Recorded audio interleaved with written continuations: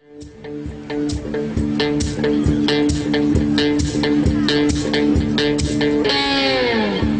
I believe in good vibrations is what creates a beautiful nation. All you need is the will to do right, do right, do right.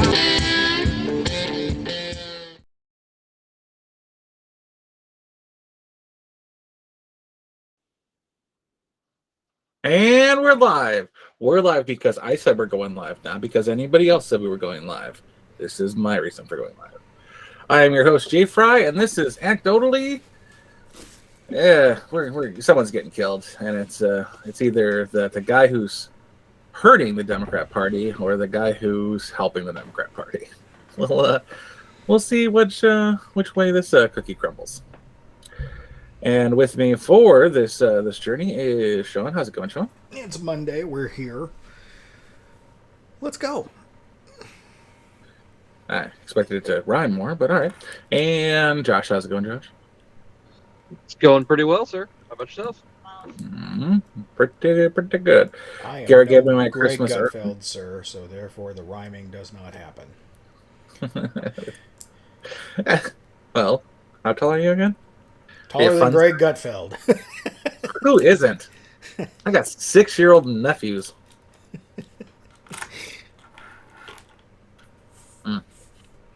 But so we will start out as we are wont to do with a I was right. Oh, I said at least a 4 because Ping would not let it to go unsullied. And during his description of Gizmo, Matt made a Star Wars reference that I only know as a Star Wars reference because I had to Google it. What reference was that? That Gizmo looked a lot like Grogu. Grogu. Grogu, is that it? Grogu. Yeah. So I had to Yoda. Google it. Yeah, and I was like, how fucked up would that have been if there was if the writer originally was like, and then the third season will reveal that it's actually a reincarnated baby Yoda. And everyone just started calling it Baby Yoda from day one, so it would have been no surprise at all. We have to change it now. But yeah, so I'm like, I mean, I guess because Yoda technically did come first, but you don't get to go with Baby Yoda. But yeah, so pedantic as it was, and it did go through layers of pedanticisms.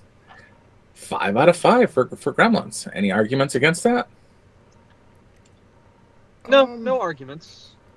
Other than to me, it's a screwed up soft on the 5. Mogwai. He called the Mogwai Gremlins when they're not. Other than that, okie dokie, artichoke. Yeah. Why do you call it soft 5? Because it's good, but it's not amazing. You know what I mean? It's a good, solid, classic movie of my youth, but it doesn't have great rewatchability. Yeah, it does. I don't think so. I mean, it's a soft 5 for me. I'm not saying it's not a 5. I'm just saying it's just soft. Yeah, okay. Definitely Gremlins 2 has better rewatchability because the Gremlins are in it so much quicker. And I think some of the comedy is better in Gremlins too. Yeah, minus the Hulk. Yeah. who I love to death. Don't get me wrong. Love you, Terry. But having the Hulk break the fourth wall to kick ass and turn the movie back on, a little much. Yeah. But I mean, Matt touched on it last night, talking about, God, what was her name? Talking about her dad breaking his neck and all that sort of stuff, and how he wondered how that would play in. And I'm like, if you watch Gremlins 2, that becomes kind of a joke. It's kind of funny. I like how Matt's like, where was the ladder leading up to the roof? How did you not notice that for the 2 weeks your father was missing? I was like, oh my god. And Schleck was wrong about the starving in the chimney. That didn't happen. He died instantly. Yeah. But so Poet's giving it a 4 out of 5 realistically. Yeah, because that's what I want in my Gremlin movie. No, just as a movie. I see what he's saying about realistically it being a movie, which is why I go with my soft 5. I'm like, yeah, I'm fond of the movie, but as a movie, it's good. It's better than average, but I don't know that I don't know that it reaches Big Trouble in Little China levels. The dog lives. He gets the girl. Mom isn't killed. The only real problem I saw with it is that he gives back the Mogwai at the end. So I don't know how we got a number 2 out of there. I'm gonna have to watch 2 just to see the start of it. Like did he was it another Mogwai pretending to be Gizmo? No, it was Gizmo. I don't remember how 2 starts though. 2 starts with, so you know the cable company that's Clamp Media or whatever it is. It starts with them. What they're trying to do is they're trying to buy up the property in Chinatown, and the old man tells them no, and he ends up dying and having a heart attack, and then they find out that he's died, but they don't realize Gizmo's in there, and they go ahead and start demolishing all the building and everything, and Gizmo escapes. And then then 2 of the scientists from the Clamp building find him. Yeah, I'm gonna go back and watch it anyways. It does have you always see something new with either the spider creations or something, because I haven't seen the movie in I don't know, probably maybe 20 years. I just watched Gremlins earlier this year, so it's much fresher in my mind. Yeah. So 4 out of 5. It's no Demon Knight apparently. Nope. I did watch, but it does have Dick Miller. What? That it does.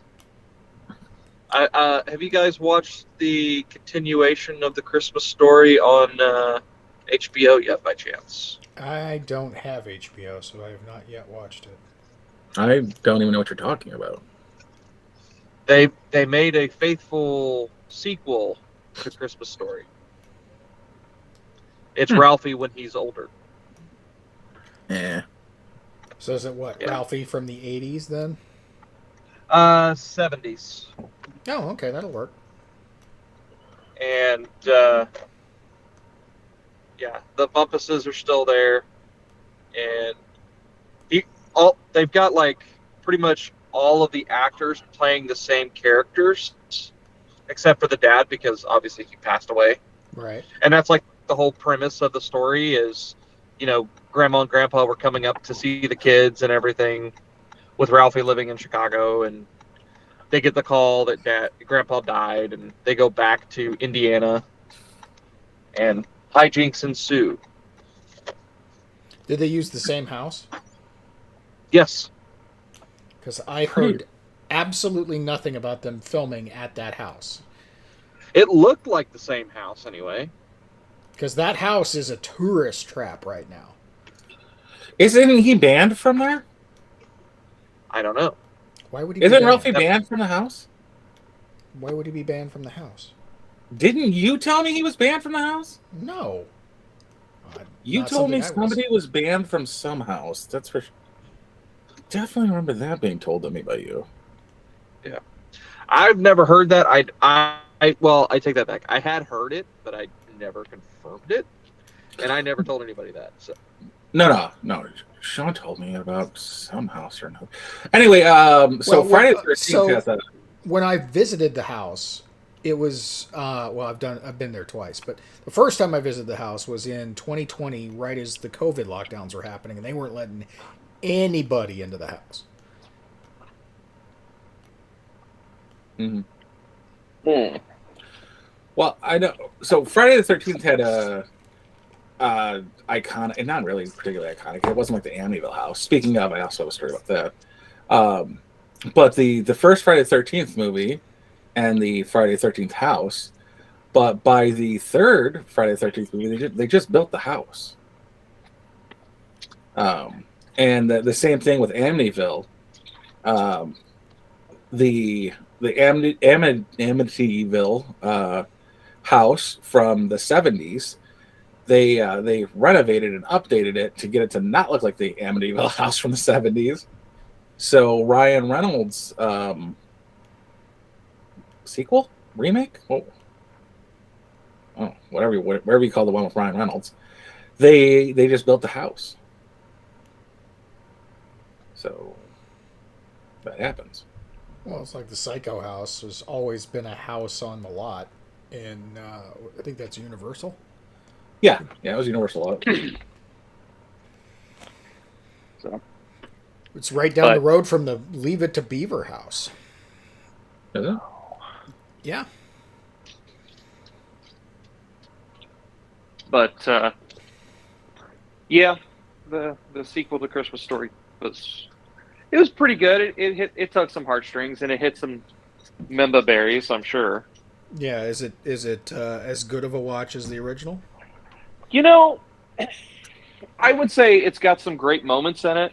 I wouldn't say it's definitely not original status, but it's got some stuff where, you know, Ralphie gets lost in his mind and has these wild exaggerations like he did in the first one.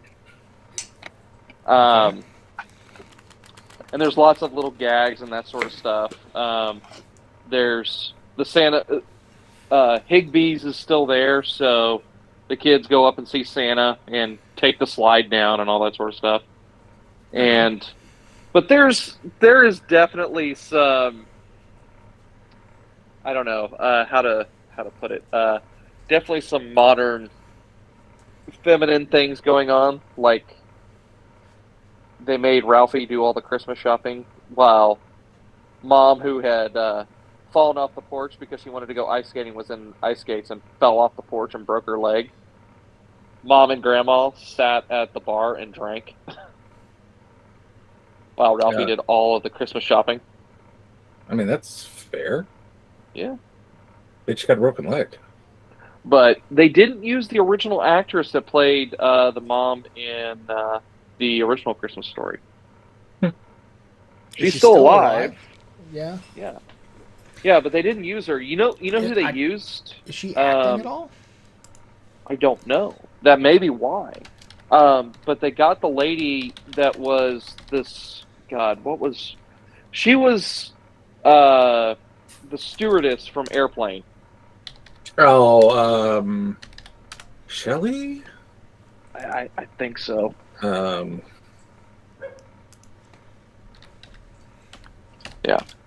Damn it! Actually, I know who she is. Let me see. Julie Haggerty. Yeah, they got her. That's actually a pretty good swap. Yeah. Not Melinda Dillon. Mm-hmm. No. But yeah, I mean, it was good. I would say if you definitely compared it to the original, it's definitely not as good. The original just had charm to it, plus the fact the ending was just so fantastic, with them going and having Chinese turkey and the lovely stereotypes there at the end, which were fantastic. Fra ra ra ra ra ra ra ra. Yes. Yes. Oh my god, that's so racist. Mm-hmm. It's like so racist. I have that on a sweater. Rah, rah, rah, rah, rah, rah. No. Fa la la la la. Ah. Ra ra ra ra ra. I forgot she was in Close Encounters of the Third Kind too. Yeah. But I highly recommend it. If you get a chance to watch it. I mean, it's definitely got some nostalgia berries. I mean, you know, Ralphie does run into Scott Farkus too, so. Scott Farkus, still around? Yes. Yes. Surprisingly, well, he didn't go anywhere. Yeah. So, but and how about the little tag-along kid? They had him in clips, but he wasn't really around. No. But they had him in clips from the original movie that they kind of played in the movie, Right. but he was not around. But Scott Farkus was around, and obviously you got to give the kids a bully to deal with, so they deal with a bully on their own. Kind of like the whole Scott Farkus and Ralphie situation. Right. Randy is in it, kind of, but not really. Stuck? He's Stuck? no, that's Flick. Is that Flick? I thought that was... Oh, Randy's the little brother. Randy is the little brother, yeah. And they did get the original actor that played him as a kid. But yeah, they got the original actor that played Schwartz, which was the Triple Dog Dare guy. Right. And then they got the original actor that played Flick, playing Flick. Obviously, the original actor that played Ralphie was playing Ralphie.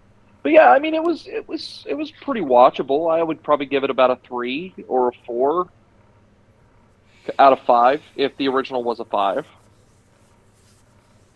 I mean, it definitely hit some nostalgia points, and it was great. But you know, the kid was asking for a sled and not a BB gun, which was kind of sad. I was like, oh, I was hoping you would ask for a BB gun in some way that Ralphie would bestow the Red Ryder dual action carbine with a compass and a stock to his son.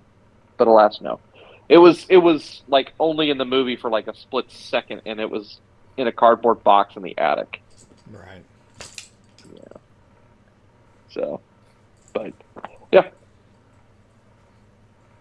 So, I kind of want Matt to review A Christmas Story just so I can tell him how wrong he is. But then again, after seeing the surprising rating he gave the Gremlins, he might actually like it. Well, it is nostalgic for a good old-fashioned American Christmas that just doesn't seem to exist anymore. Mm-hmm. Yeah.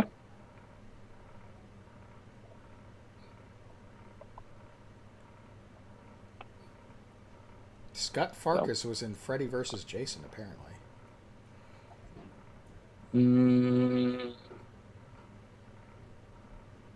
Was he a cop? He played Bobby Davis, Mark's brother. Oh, the redhead, yeah. He was also in Transformers. More than meets the guy. Yeah. He's also in Resident Evil Apocalypse. Played like a Russian or something. Yep. He gets bit roles that have lines, so...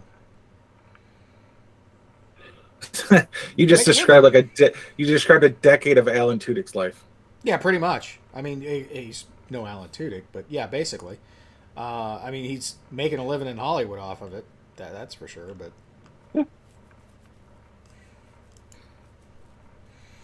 He would be, if Alan Tudyk was in the original, he would be the Alan Tudyk character in the sequel.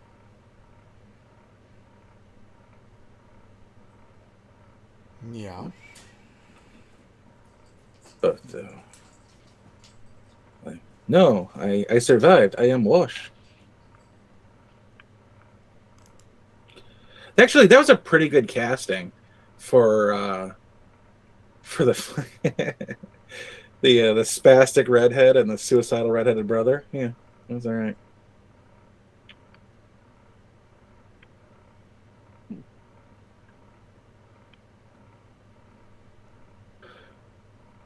Let's see what my watch options Too bad are. this bet isn't on Predict. Yeah, HBO Max only for at least now. So we'll see when that gets moved along to something else.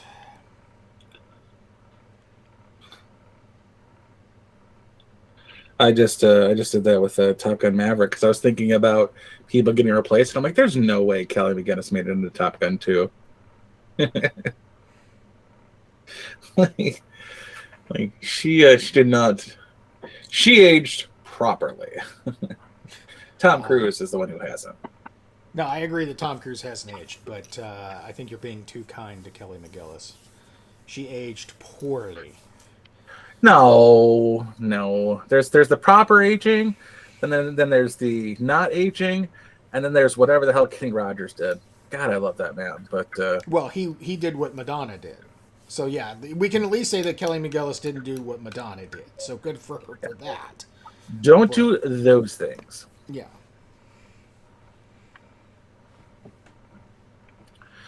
The one I feel really bad about is Christy Mack. She's a porn star. There's a porn star named Bridget B, who gets plastic surgery to improve herself, and it took a wrong turn. She looks bad.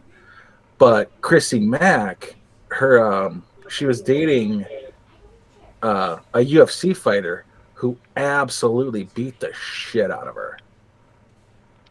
And the reconstructive surgery for the bones in her face that she needed, she looks entirely different and not in a better way. Like, she looks all right, but it's very different than how pretty she was beforehand. It's like, oh.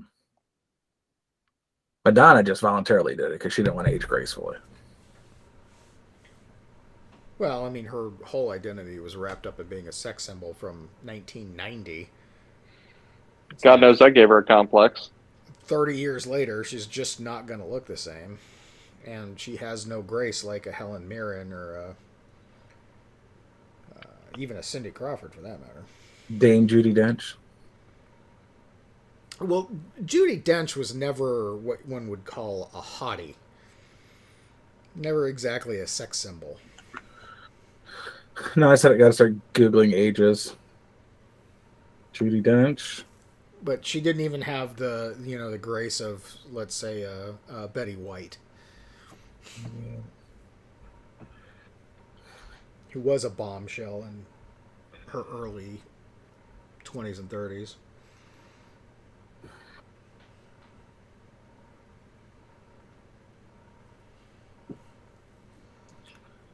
All right, so 64. Madonna's 64, so you gotta go along those lines. Judi Dench's in her 80s. So.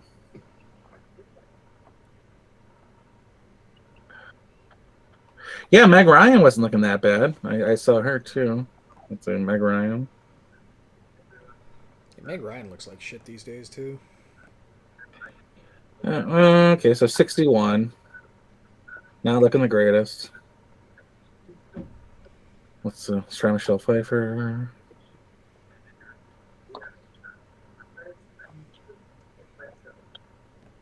I guess the question is, how much work has Michelle Pfeiffer had done? Michelle Pfeiffer is also 64 and looks pretty good. Right, but how much work did she have done? And maybe she has better surgeons. She went in for a full restoration. Well, whatever surgeon she has, they are not as heavy-handed as Madonna surgeons. Correct. Let's see about Sharon Stone. Sharon Stone looked pretty damn good in Catwoman, even though that movie was atrocious. Mm-hmm. 64. Okay, and she. Okay, that's makeup. That's not okay. Yeah, we'll put her in the Michelle Pfeiffer pile instead of the Madonna pile.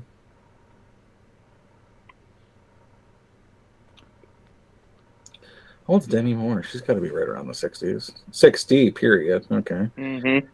And she's still looking all right. But she did,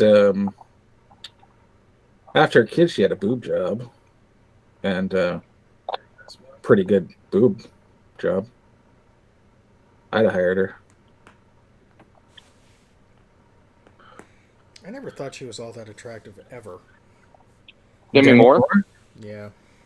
There's something about her that's like, you look nearly identical to Jennifer Connelly, and Jennifer Connelly looks so much better than you. Yes. I Jennifer don't know Connelly's how. also like a decade younger.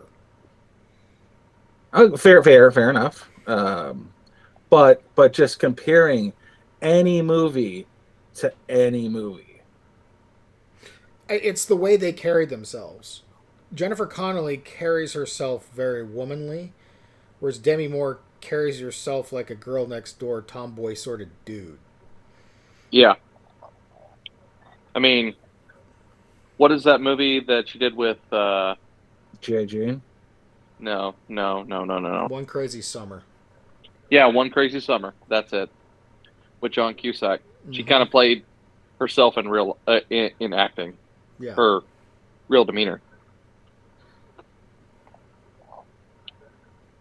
Nicole Kidman doesn't look that bad either. I mean, as far as getting just shit tons of makeup or anything done, but she's only 55. But now we got a Jennifer Connelly age. Jennifer Connelly. 52. Yeah. Also, she's in Top Gun Maverick.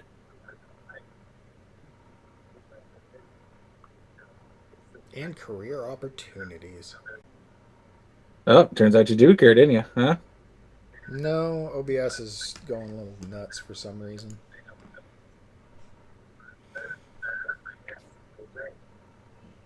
I actually, Brian may have told you this, but I was showing Kirsten. She'd never seen any of the Naked Guns. Has she ever seen Police Squad? No. Is Frankie Whaley Jones? I think I'm going to try to get her to go and see, or get her to watch Dragnet, the one with Tom Hanks and Dan Aykroyd. You know, there's a good movie. Yeah, there's a new Fletch coming out. You could take her to see that. No, there's only 2 Fletch movies. And I don't even like Chevy Chase, but there's only 2 Fletch movies. Yeah, I'm so mad at Chevy Chase. Okay.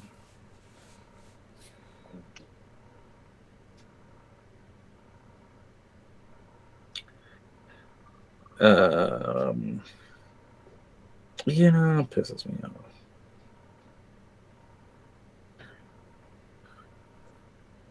I'm not fighting black magic. I don't attack drunks.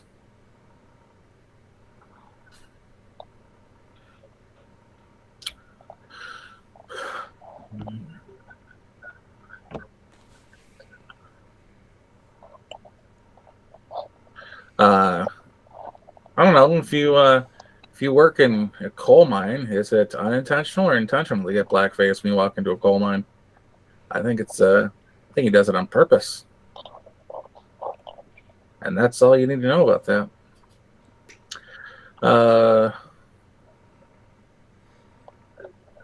So up next is a Muppet Christmas fiasco. What's it called? Is that what's going to win? That's what he decided on. Yeah, it's actually a good one. Mm-hmm. It was a tie between a Muppets Christmas Carol and Home Alone 2. Well, you can't go wrong with Mike O'Kane. My name is Michael Caine.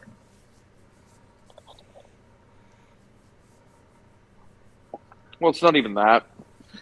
There's so many great jokes in the Muppet Christmas Carol. Yeah. Just good, wholesome entertainment that we don't seem to get anymore. Jim Henson. That was Jim Henson's thing. And Jim Henson was a weirdo, hippie, lefty commie, but he still made good frickin' stuff. Yeah. Mm-hmm. But he believed in that shit. And when you believe in it, you don't have to propagandize it. Mm-hmm. But Michael Caine, he was in Jaws 3 because I think like his heat went out or something, and they were willing to pay him enough that he bought the land and built a new house on it. And so when they asked him about Jaws 3, he said, "Haven't seen the movie, but I did see the house it purchased, and it is quite lovely." I would probably tend to agree with him. Yeah, it's a shit show. Yeah. Here's what we do: we electrocute the shark in the water. Mm-hmm. Like, what could go wrong? We're all on a boat in the water. But I still haven't seen. Wait, wasn't that Jaws 4? No, Jaws 3 was the one in SeaWorld. Jaws 3 was in 3D. Yeah, Jaws 2 was in SeaWorld. No, Jaws 3 was in SeaWorld, wasn't it? Mm-hmm. The Fraggles Jaws... are better than the Muppets? No, Poet. You've just aged yourself.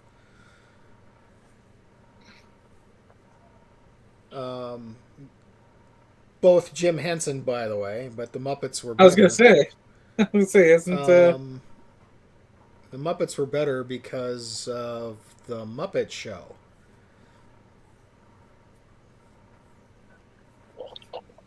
Yeah, so we're not talking the new one that the lefties tried making a few years ago. No, we're not talking Muppet Babies. We're talking the original 1970s variety show, The Muppet Show.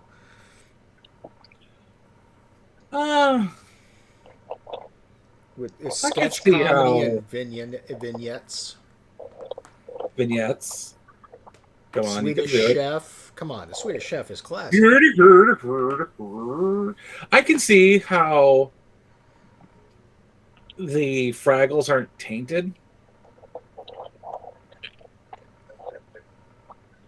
Like everything else has been tainted. Like the Muppets do have some. I'm sorry that you're wrong. Eat it. Yeah, I can see it. They haven't been tainted like the Muppets have, and the Muppets have had some really bad forays into. Yeah, well, once Jim died, the quality. Well, I shouldn't say the quality dropped off. The writing dropped off. Because the quality was still there. His son did a good job of keeping the production levels high, but the writing was shit. Yeah. I mean, I think one of the best Muppet movies is Muppet Treasure Island, but could be wrong about that. Oh. But then again, the one where I knew Henson wasn't alive at this point, but there was a... The best Muppet movie is A Dark Crystal. Tiny Fruppets are better than Muppet Babies. What was I going to say? Bobo the Bear is still my favorite Muppet. There was an episode of... There was an episode of Angel. Or Sam the Eagle. In which he was turned into a puppet. And I enjoyed the shit out of that episode.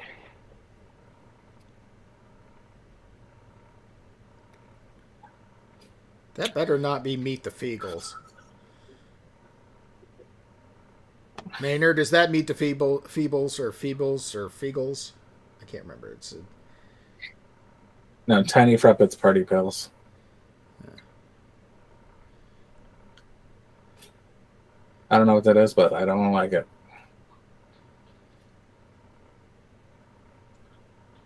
All right.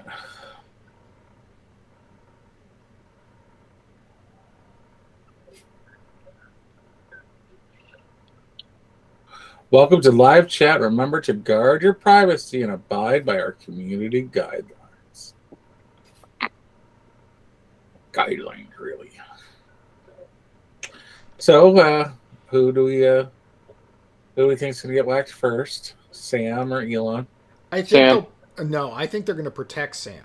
I think they're going to circle the wagons because there's too many Democrats who are still in current power that are that will do everything they can to save face and cover for him. Yeah. The only way he gets expended is if he starts singing, then they'll off him because they won't have a choice. But I think their natural inclination is to not off him and get him through it. We didn't want to do this, Sam, but you gave us no choice. Whereas I think there is probably hits out for Elon already. Well, they're already in the media. Yeah. Even the Onion's on board. Excuse me. You okay? Yeah, just coughed. Yeah, just breathing, and it didn't work out for you. No, I had something in my throat. Speaking of, Cordelia did a movie called Bound, which is a poor man's 50 Shades of Grey. So, you ever find yourself alone one night, and you have Android or Amazon Prime for $3, you can see those titties wrapped in leather for about an hour and a half, and unwrapped in leather for about an hour and a half.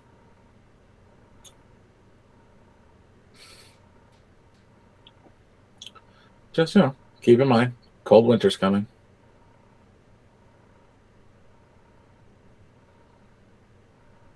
What is killing the stream? Mine just paused for a second itself. Yeah, the bit rate is just god awful today for some reason. Might be the rain. Why? Why? Was it because they were talking about Cordelia's boobies? That's weird. Yeah, it's weird, yeah. Yeah. Hey, fellas, I'm going to hop off. Fiance just got home, so I will...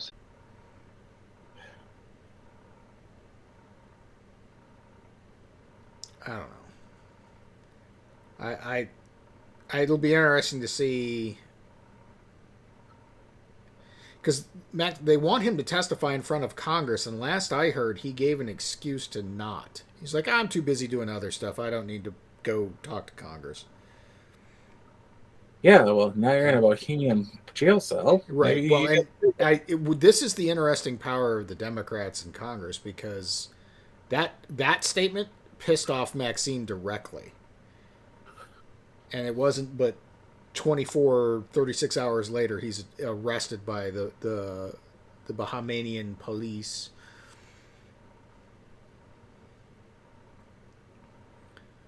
That's some power. Of course, this guy's so coked out of his mind, he doesn't understand the levels of power he's been playing with. I think he's just frickin' clueless.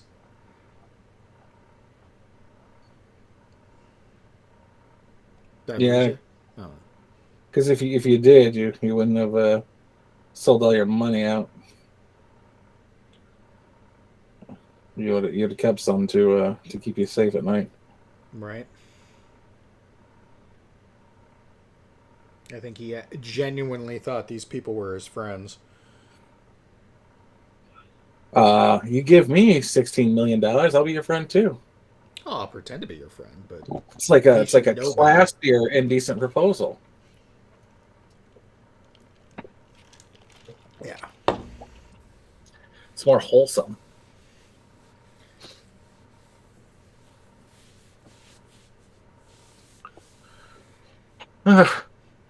Son of a bitch.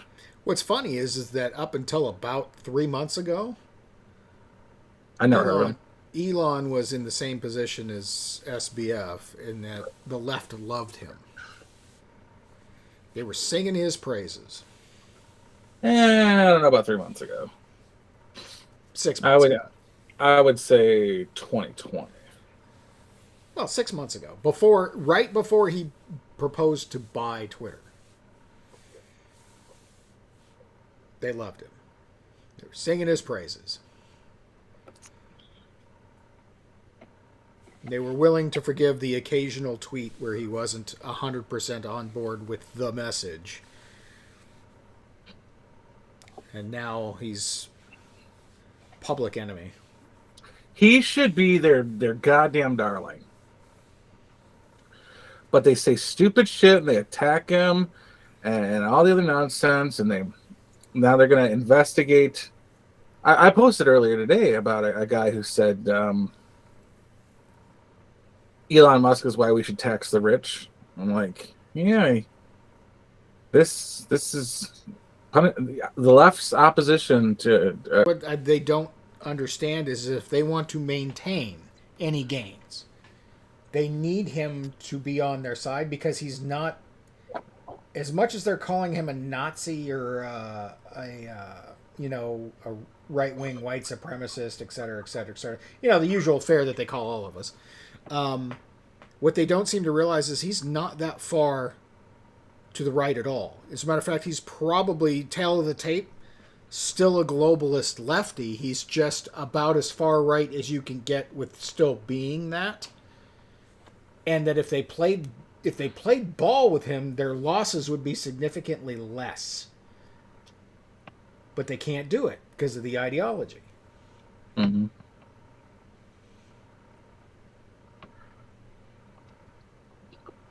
Yeah, that's about right. September 2004. Maynard.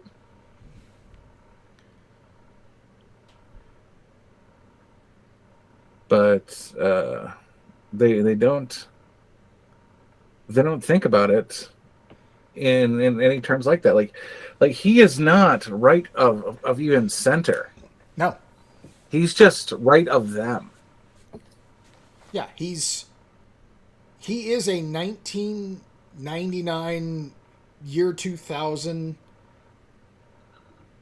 dyed-in-the-wool Democrat, globalist, elitist, exactly what they were 20 years ago. Well, his problem is he's a liberal, not a progressive. He's still left, but he didn't go left enough.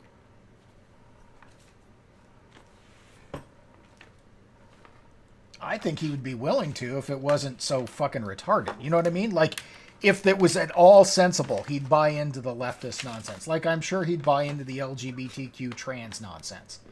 No problem, if it was sensical. Maybe if it wasn't nonsensical, but this is a logic guy with probably a hint of Asperger's. There's no hint. He's full blown Aspie. But he can't do the say there's 5 lights when there's only 4 lights thing. Right. It's beyond him, and he does not at all argue for climate change while he runs a massively successful electric vehicle company, because he knows climate change is bullshit. Right. And he suspects that that's the thing too. You have to hold two things in your head. The lie about climate change is simply to garner immediate power. Yes. It's about power. Whereas the climate issue, if you approach it from a Greenpeace standpoint, is like, we want to do less harm to the environment. Okay. Those things can be separated. And then you say, well, we want alternative fueled vehicles. We want electric vehicles, something that isn't using fossil fuels. That's where he comes on board and says, yes, we can do that, and it has nothing to do with climate change, even though you think it. You can say that it helps you in your goal for power and or for the Greenpeace values of saving the climate and the I want to say economy. That's not right. The just reducing structure. Yeah, that's what it really is. Right.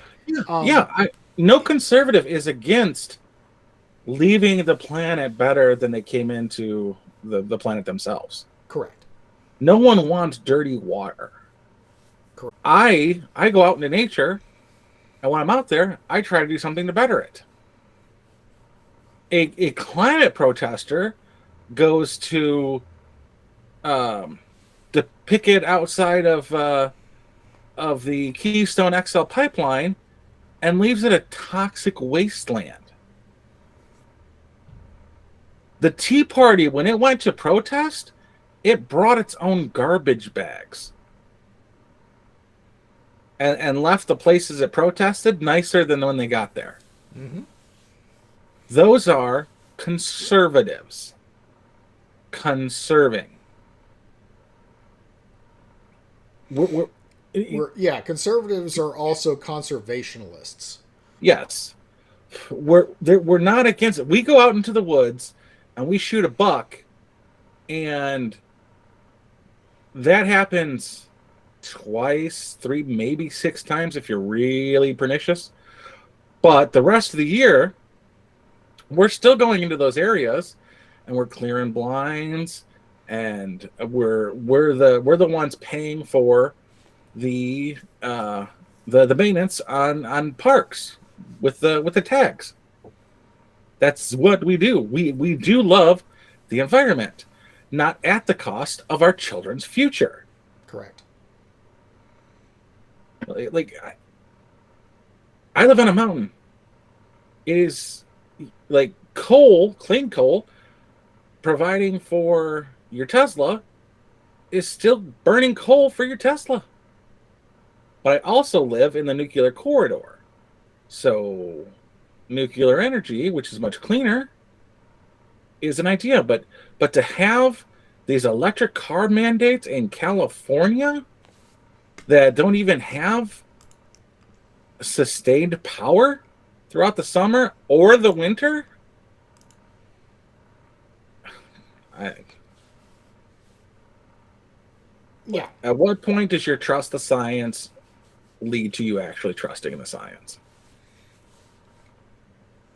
Speaking of the nuclear waste gender fluid dude, have you heard about him? Oh God, yes. Well, and here's my argument with that, and I told Neo this earlier this week.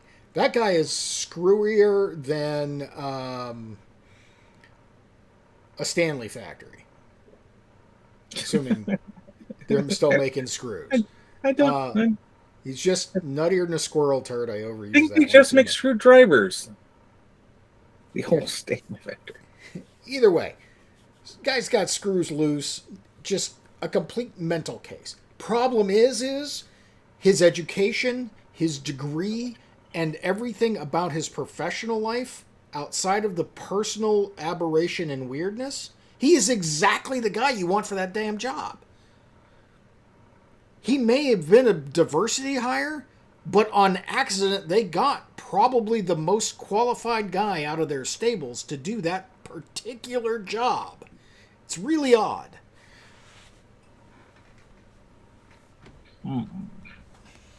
Well, it's going to be hard for him to do that job from behind bars because he's now got warrants in like 3 states. Because apparently he doesn't pack a bag when he goes on vacation. He steals yours. Well, not mine because I don't have Vera Wang, but nor do I have women's clothing. But yes, he will steal the most expensive looking bag on the carousel, apparently. What a wackadoodle. Yeah. Again, it's his personal life that interferes with his professional life. Because again, he's professionally the right guy for the job. The problem is he's a basket case mentally and screwed up in the head. Mm-hmm. Makes me think he stayed in college not to get into the real world instead of it's like, no, just let me stay here 3 more years. Okay, now 2 more years. Oh, but I'm getting my doctorate now. Sorry.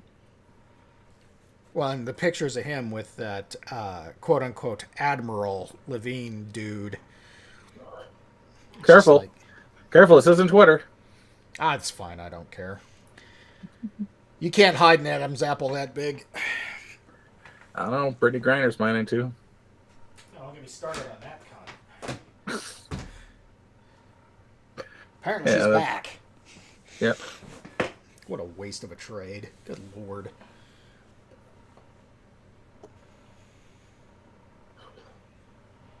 We trade literally a guy that is the direct cause of many thousands of deaths worldwide for a WNBA whiny bitch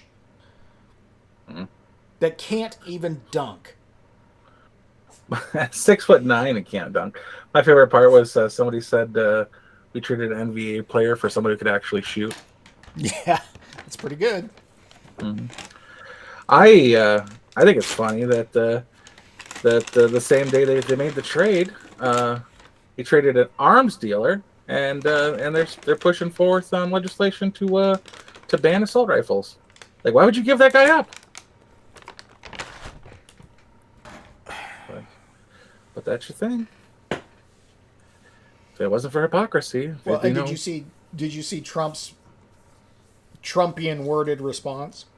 No. That I will sum up because it makes much more sense in summation than in Trumpian.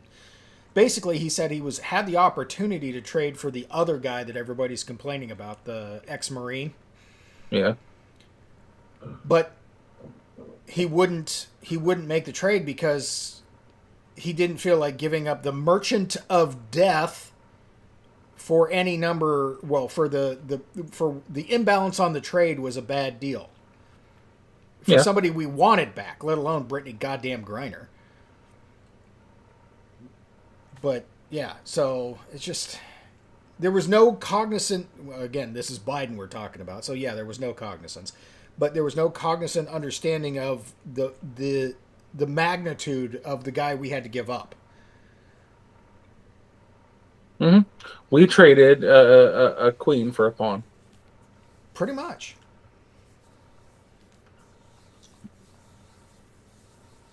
Orders of magnitude in difference. Right. And it's going to be real interesting to see if he goes right back to work and improves the Russian footing in Ukraine. Yeah. If Ukraine isn't too busy false flagging shit all over the eastern. What a goddamn shit show that's turned into. Even if I sort of mentally side with Ukraine over the invading Russians, which I kind of do. Everybody involved is shitty. Yeah. Like, oh wait, so it's the Russian Nazi battalion versus the Ukrainian Nazi battalion. Aren't we against Nazis? Apparently only the Russian ones. How many Nazi battalions do we need here? Why does everybody have Nazi battalions? How did Russia get Nazi battalions? Jesus Christ. Well, socialists got a social, right? Yeah. I mean, it's like when are we going to get the battle of northern aggression with the Union Confederate soldiers? That's what I'm looking forward to. Jesus. Makes no damn sense. Exactly. It's like, why happened before you poop? Well, and it's such an obvious money laundering scheme. There was a problem before President Trump with the Bidens in Ukraine.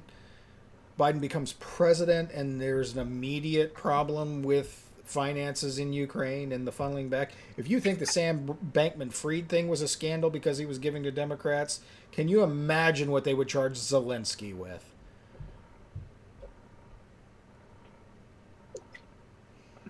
Oh, he is their go-to. I swear to God. It is so transparent. Not only is the mask off, the curtain is open, and we can see the guys pulling the lever. Pay no attention to that man behind the curtain, says the man behind the curtain. Exactly.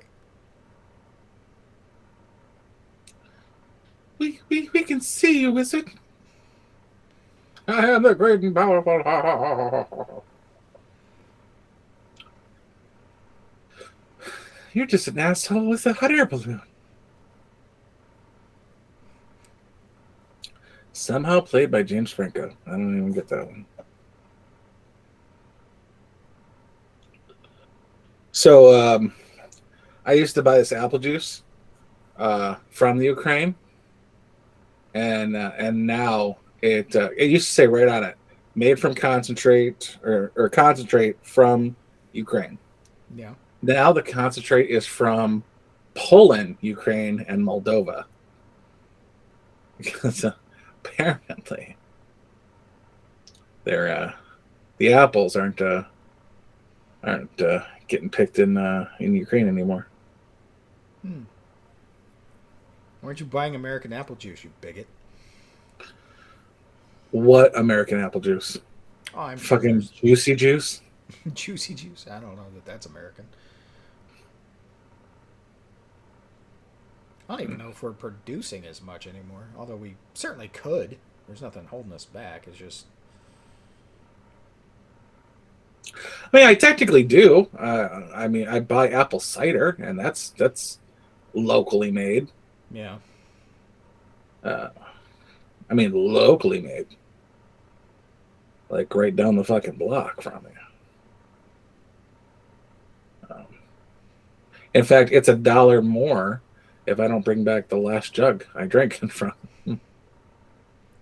I could get local orange juice. So we used to have a lot of orange orchards, and we still kind of do. So there's a lot of locally produced orange juice. But for some reason, most of it still comes from Florida, which I think is weird. Why are we shipping Florida orange juice to California and Arizona when we can just make our own? Mm-hmm.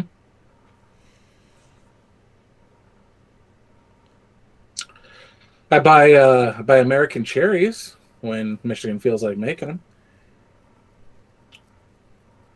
I have a feeling most of mine are Peruvian. Well, same distance, really. There's a little bit more, but yeah, it's more of a direct shipping route. Yeah. My local apples orchard, yeah. My locally sourced eggnog. That's pretty all right. I have an egg farm on the other side of town. Big egg farm on the other side of town. And I get my lemons literally out of my backyard. I don't wake up early enough to get eggs from the local farm, but I could probably stay up late enough to get eggs from the local farm. Yeah, just hang out a little longer before you go to bed. Yeah. Like, oh, you're up early. Nope. Nope. Just staying up late. Yeah. Gave you an extra 37 minutes. But I kind of prefer the uniformity of my eggs. Like, oh, they're unnaturally bleached white? That must mean they're good. There's just something about it, dude. I cracked open an egg once. It had 2 eggs in it. I threw away the whole container. Like, contaminated. I'm not too picky about my liquid chicken. I am. Like, there's just I have a nervousness around eggs. And I almost never cook them right. A couple years ago, I bought 3 36 cases, and I got all my eggs done. Like 6 YouTube videos on something, watched them, went in there, sunny side up. Came back, fluffy scrambled. Came back, made my omelets. And then for like a 7-month period, I'm like, yeah, I don't feel like eggs anymore. I perfected all the eggs, and I don't want to see eggs ever again. I say that, but tonight I'm eating chicken fried rice, and there will be a significant amount of egg in that. Mm-hmm. But I just, oh God, I did egg myself out that thing. But I did everything but quiche in the water. I didn't do quiche either. Oh, hard soft. No, the other one. Oh, poached. Poached. That's it. Yeah, that's hard. I've tried that a couple of times. It's hard. I didn't feel the need to do it after I freaking nailed. I bought it on Amazon. It's an egg egg boiler thingy, but it you in cold water. You put the 6 eggs and the egg timer thingy, and then you turn it on and you just fucking stare at it for like 9 minutes. Yeah. And it'll get this certain level of cloudy. You're like, that's it. And you pull it, and the outside of the egg, perfectly done. Inside of the egg, not done. I mean, not solid. But your entire white is cooked. Your center is barely warm. But you have to crack open the 6 eggs that you rinsed in cold water first, and then prepare everything else, and then the center of the egg is warm. If you just do one instantly and then pop it in your mouth, it's not warm. It's a radiating heat.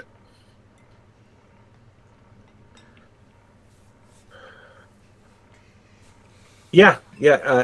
It's freaking delicious. I figured I didn't need to do poached eggs when my soft boiled egg is the fucking bee's knees, man.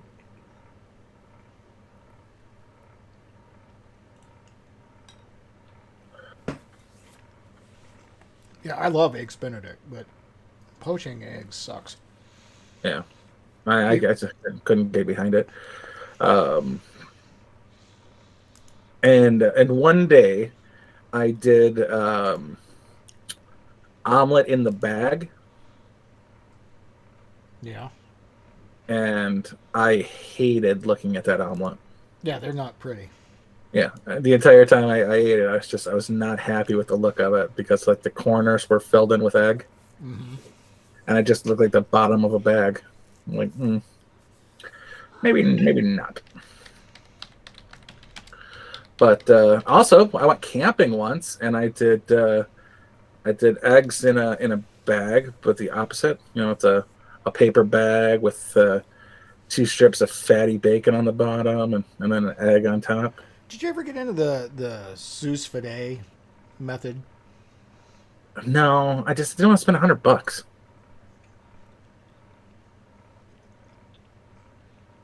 If that's the thing that warms water to like 135 degrees or whatever. Right. Yeah. Well, you can set it for various temperatures. It just keeps circulating hot water moving around, and you cook your food in a bag. Yeah. It was all the rage there for a while, a couple of years ago. Well, because it's fucking awesome for steak. You could pan fry a steak, and it'd be great. Well, at that point, you're cooking it in the bag, and then you're just searing it. Yeah, because that's the problem. You sear the outside, and you still gotta, you still got like 6 minutes of heat needs to be put in it. You sous vide it first, and then you just Millard the shit out of the outside, and it's fucking improper. Right. I had well done steak for like the first 15 years of my life. Whenever we lucked out and got a steak. Poet, time for you to go, because no hard boil, soft boil, or you get the fuck out. If you have absolutely nothing to do, Dangerous Spaces, get yourself a nice metal ladle and just boil the water, and then just crack your egg in the metal ladle and drop it in. Like 79 seconds later, that thing's cooked. It's poached. And if you flip it over, it looks pretty damn good too. But I can't do timed meals. My wife could, my mom could, my grandma absolutely can, but I have never had a perfectly ripe avocado on my plate in my adult life that I planned for.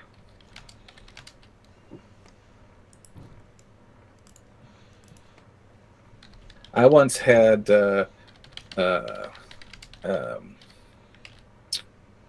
banana pudding that I was making for Thanksgiving. I had it like a week and a half later because the bananas just would not they would not ripen. I'm like, it's been 3 weeks. I thought bananas fucking ready to get thrown away yet. And I look, I'm like, oh, they're just ready for banana pudding now. 2 fucking weeks late.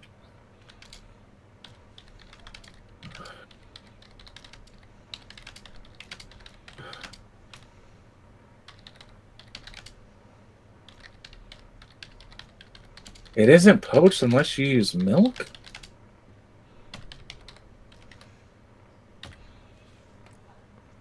I've never poked in milk. You can poach in any liquid, really. Because beer poached brats are delicious. Eh.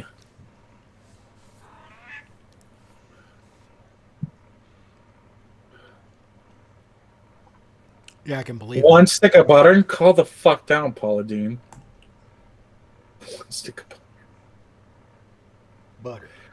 1 stick of butter? All right, Julia. Calm your shit. You're calling me out. Maynard's wanting 2. Hey, you want a stick and a half?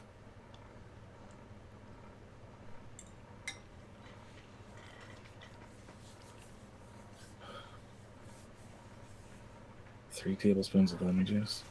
I don't have a lemon tree. Lucky for you, they make it in the store. You can buy it in a bottle in the store. I do, and I had it, and every once in a while I go to my fridge to throw it away, and it's still good.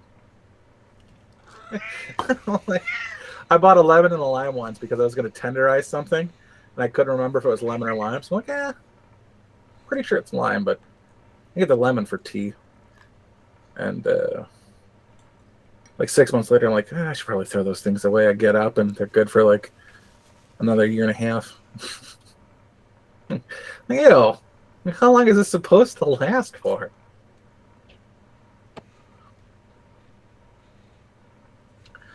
I am the biggest fan of Mountain Dew, but I do not like lime. I don't know. I guess it's not real lime in Mountain Dew. Shocker. Yeah, well. But the best part of lime is the zest. Yeah. And if you put a little lime zest on your tacos or your anything you do carnitas style or anything, Tex-Mex or Mexican style, it really makes it pop. It's good stuff. Yeah, I did that last time I had carnitas. But I also, in my carnitas, had orange peel. And for the life of me, I couldn't eat that orange. And I used the entire peel. I just didn't want to. I hate that. Why? I didn't want the orange. And I'm like, come on. I bought an orange for the peel, and I was like, and then I could eat it as a snack. And I do not want that damn thing as a snack. I will never, I'll just throw away an egg yolk if I need an egg white. I'm never going to use it. I'm not putting it in its own freaking storage cube in the freezer. Well, to be fair, these days you can just buy egg whites in a carton in the dairy section. Well, I'm saying, now, like eggs for a while were just so priced. Yeah, they were great. But if I need egg yolks or egg whites, I'm just gonna get rid of the rest of it. Instead of I made shake and bake last night, and I misjudged my shaking and or baking, and it was only enough for 2 of the 4 chicken thighs. Mm-hmm. So I just coated the last 2 in bacon fat and onion powder and garlic powder, and Probably still turned out okay, didn't it? They were awesome. Yeah. Yeah. I was like, I forgot salt. But yeah, they were delicious. So bacon fat is my go-to for anything with a skin on it.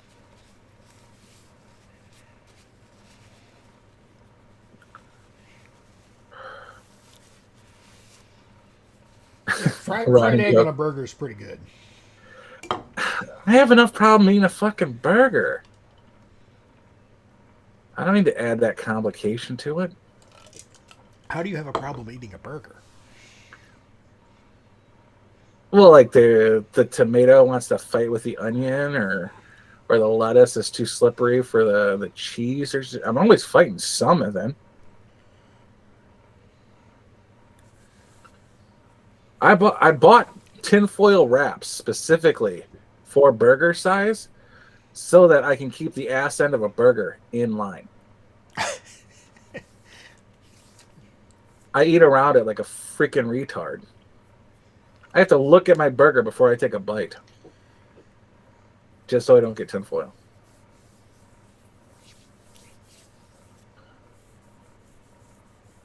You probably have burrito blowout too, don't you? Yeah. Oh yeah. Oh god, yeah. I used to. Now I don't. I mean, now I have burrito blowout, but it's a completely different thing. It's a day later. You get the burrito blowout a day later. Yeah, exactly. Now we're all caught up. We're all on the same page.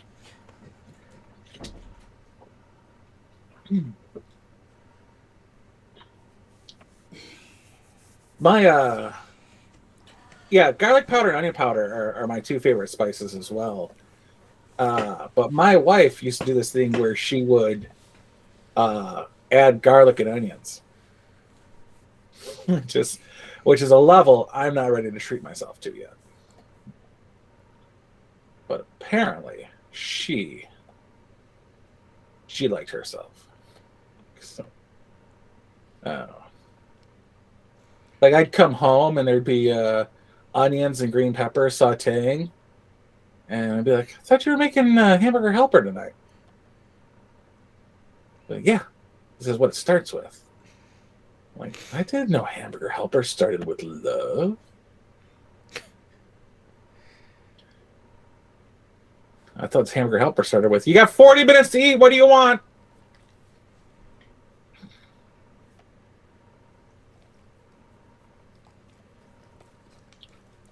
But that's just me.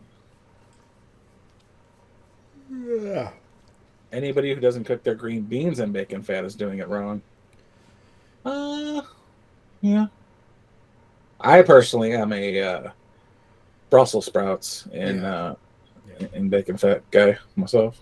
Yeah. Brussels under sprouts. The broiler. Yeah, under the broiler, covered in pork lube. And cracked black pepper. Yeah. Yep.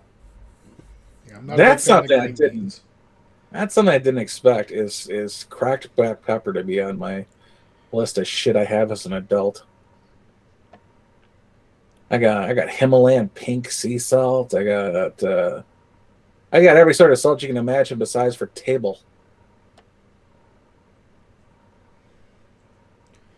I have both. I have one in a grinder and just this tall thing of Morton's. Yeah, it's like, when did I start buying these freaking disposable grinder thingies? Like, Well, it's when they became cheap. yeah, I mean, I could just ask my grandma to send me a freaking pepper mill, and it'd come with a salt miller too. Well, I'm excited, Maynard, because now I don't have to go in and pilfer them from the actual fast food restaurants. Oh, I bought some form of special sauce. I think it was Hidden Valley.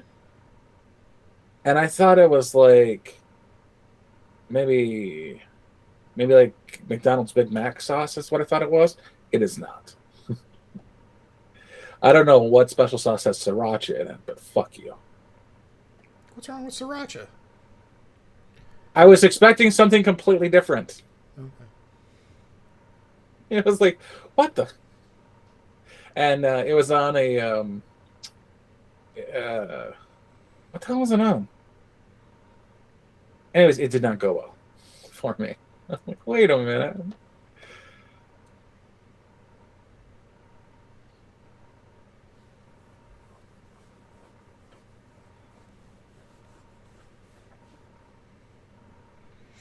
Well, technically, Brussels sprouts, broccoli, and like 2 other vegetables that I can't think of off the top of my head are all technically the same species of plant.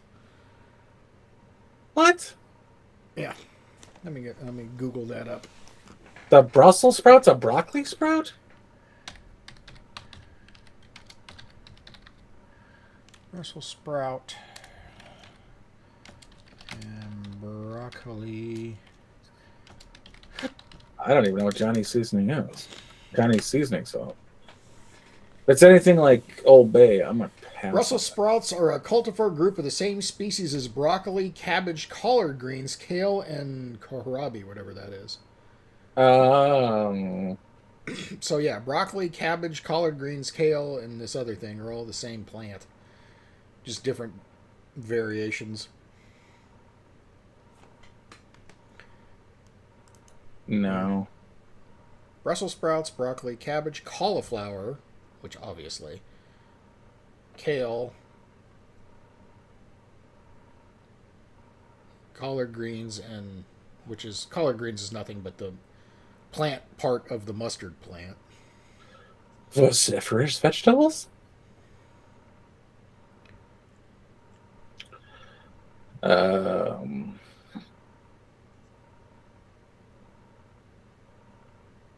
No, that's like saying it's like saying a pug and a Rottweiler are the same family of animal. So it's not the same plant. But I will take a corgi Rottweiler or a corgi pug. I fucking love corgi frames with any other dog besides a corgi. Stumpy legs. They're so fucking adorable. I saw this cat once that had the stumpy legs, and I'm like, oh, you useless soul. So adorable. Buddy in high school, his mom had a full-size Schnauzer corgi mix. Like this tank of a dog with 6-inch legs.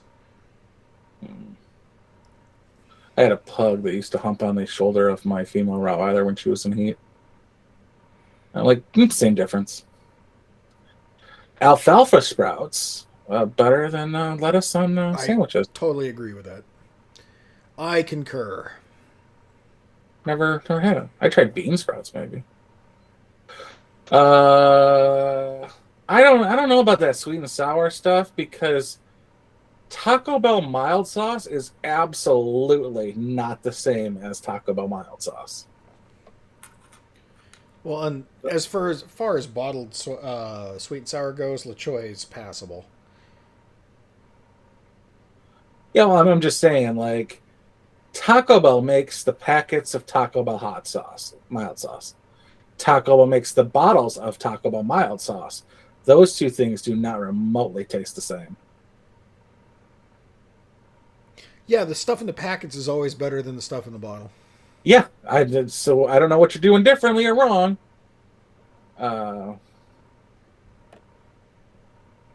Cruciferous or cruciferous? It's got to be cruciferous. It's cruciferous. I don't know what versiferous is.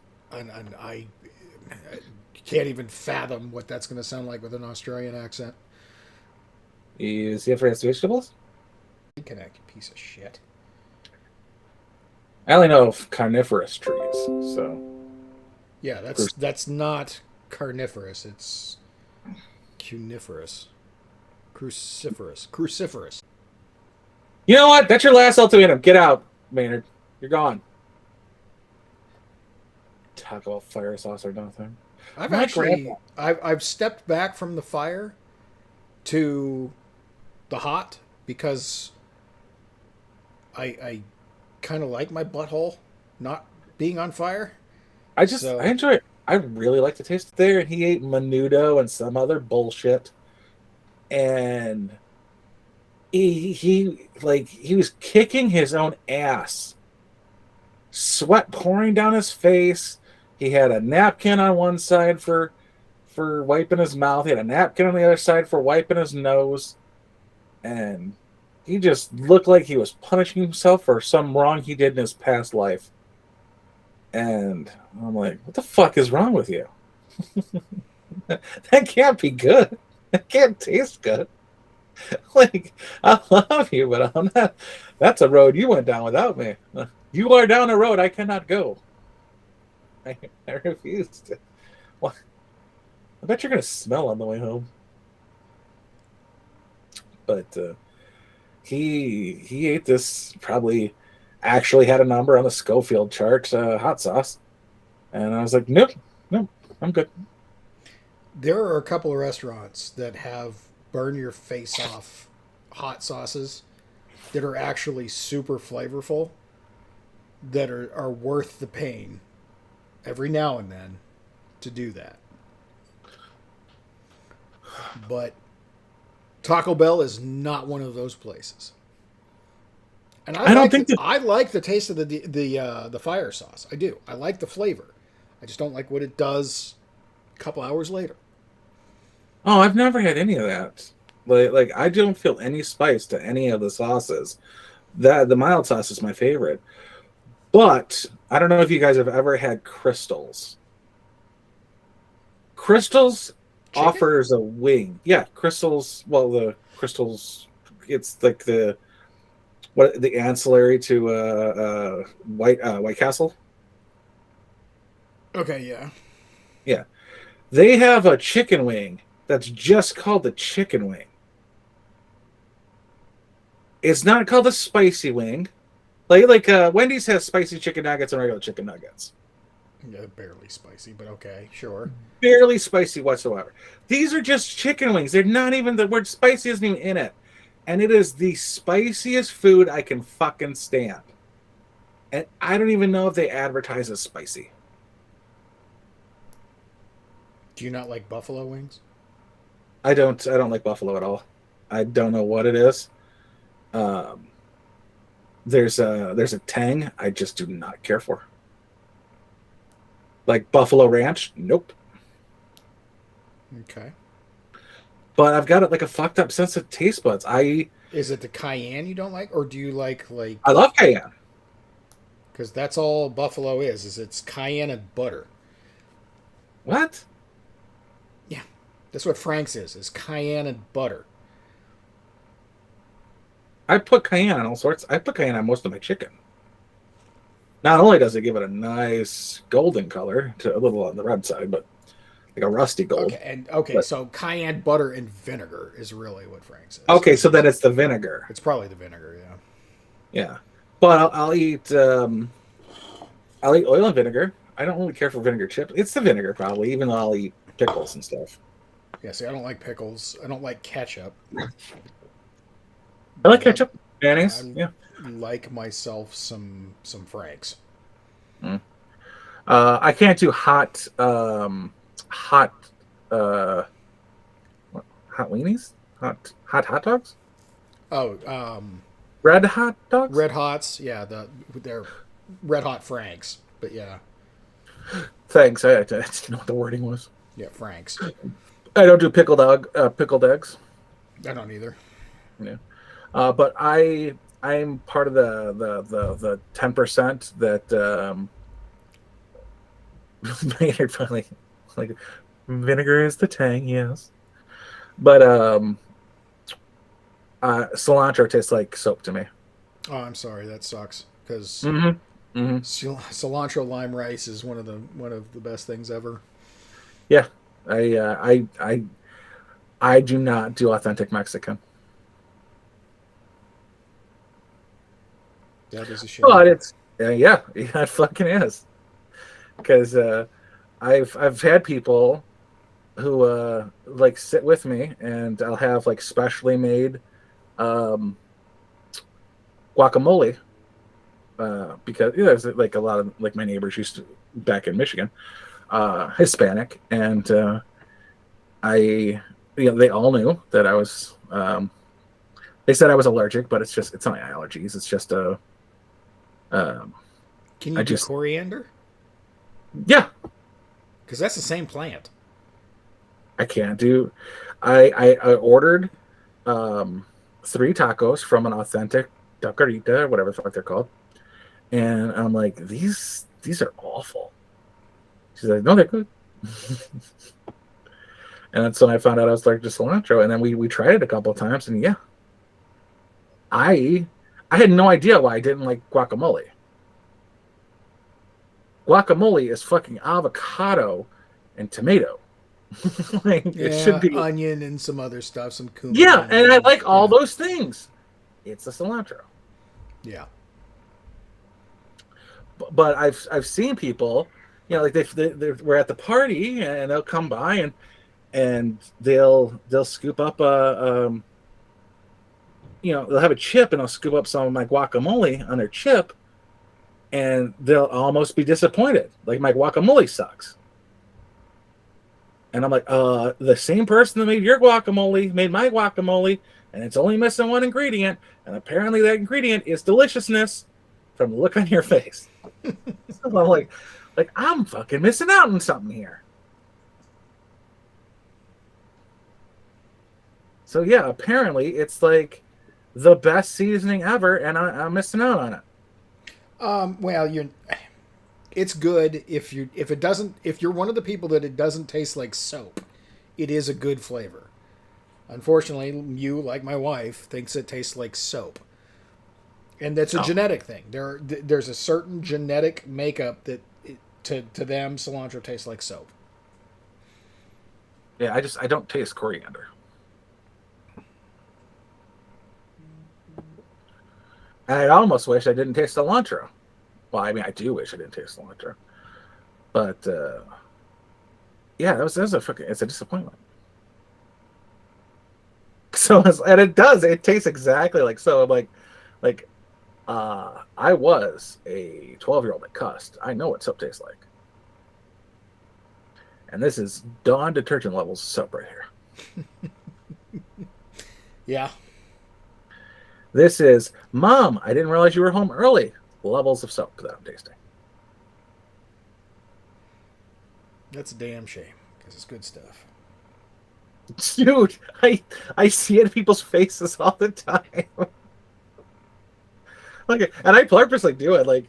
Like I'm supposed to have like this little thing, this container of guacamole to myself. I don't. I put it right in the middle of the table. People come by and grab a little guac. They're like, what the hell? Yeah, man, everyone knows it tastes like soap, and it's just like it's a conspiracy against me. We're all sadists that liked eating soap as children. How dare everybody? Conspiracy. Do you find that jalapenos are spicy? Not really. Yeah, okay. Like, every time I make anything with jalapeno in it, I have to make sure that I core it and devein it and de-seed it. And I can't let any seeds get into the stuff I'm making. Or my wife swears I set her face on fire. Mm-hmm.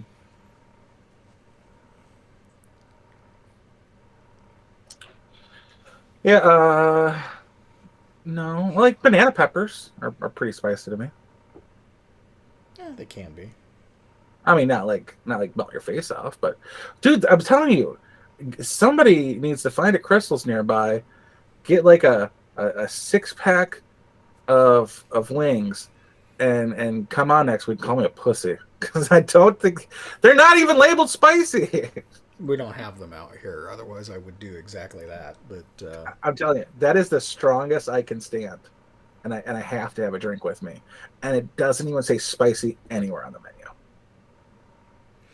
Well, to be fair, you're in Tennessee, and I cannot stand Nashville hot anything. It's the tang. I do not like the tang, and I'm Well, sure it's not the tang. For me, it's the mustard. I cannot. Why would you put fucking mustard in a hot sauce? Why? Yuck. Gross. Don't do that. Maynard's willing to admit he's. What's your abnormal taste? Like chocolate covered pickles? What do you get? Go with a. Sounds like pregnancy craving nonsense. The only thing I like pickled is ginger. You don't like pickles? No. Pickles are wrong. What about relish? Nope, pickles are wrong. The only time I can even take a little bit of it is the stuff that gets mixed in with tartar sauce. I don't particularly care for it, but I like tartar sauce enough that I'll just overlook it. Yeah, I like tartar sauce. But yeah, I'm not a big fan of dill either. Let alone a pickle. I mean, just straight dill, like maybe a little bit of fresh dill on a salmon or something is okay, but like I'm not a fan of dill. And I'm certainly not a fan of anything pickled other than ginger. All right, then you won't even understand what I'm saying here. But my favorite is bread and butter pickles. It's I don't know, it's something like the flavoring, I guess. Yeah, and what's funny is I love me some cucumber. I'll eat the shit out of some cucumber. Yeah, I like cucumber. But ranch. Don't pickle it.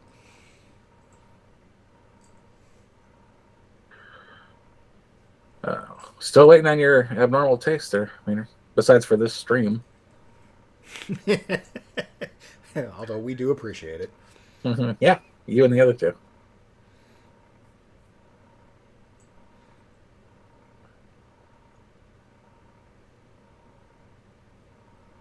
I've never had pickled pig's feet, but I've had pig's feet. I've had roasted pig's feet. It's okay.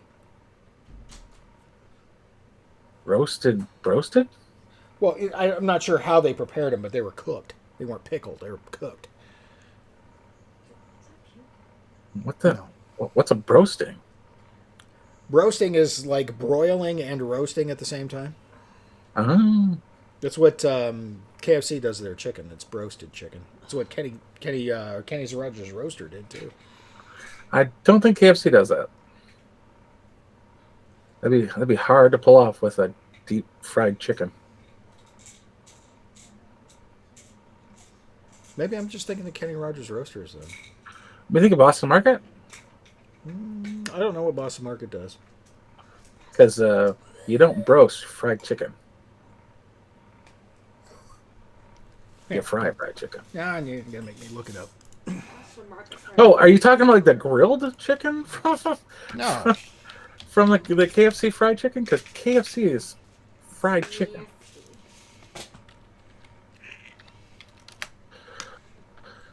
Roasting is a method of cooking chicken and other foods by using a pressure fryer technique. That is... So it's frying in a pressure cooker. Oh, okay. I could see that being a Kentucky Fried Chicken thing. I might be with you, Maynard. If I'm going to eat macaroni and cheese, the cheaper the box is preferable, unless it's shells and cheese. But if I can get a 19-cent box of macaroni and cheese, I'd much prefer it over Kraft macaroni and cheese. And I prefer no bake, just add milk cheesecake to almost any cheesecake I've ever had. Move. No, this is my choice. You take your highfalutin fancy taste buds and you go to New York. New York City. Get one of them cheesecakes. Oh, no, it's New York cheesecake. He was quiet before he made a move. I haven't had a cheesecake better than a fucking Jell-O cheesecake. And I've made personally, myself, I've made 3 different cheesecakes, and my grandma and I have done a couple of cheesecakes that are way more complicated with putting the cheesecake inside a fucking floating pile of steam.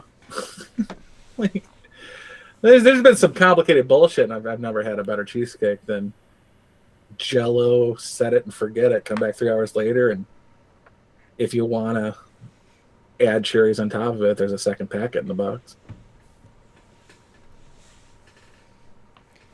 Throw away the graham cracker because you bought for $1 another pie crust. Paul wants to fight you for some reason, Sean. I'm pretty sure it's not me who wants to fight. I just need to know if it's over the cheesecake or the macaroni and cheese, because I don't care for Kraft macaroni and cheese. Kraft powder never mixes up without powder. Yeah. Okay, so the trick with Kraft and getting it to completely melt is you have to use. The Kraft says you use like a quarter stick of butter or like a half stick of butter.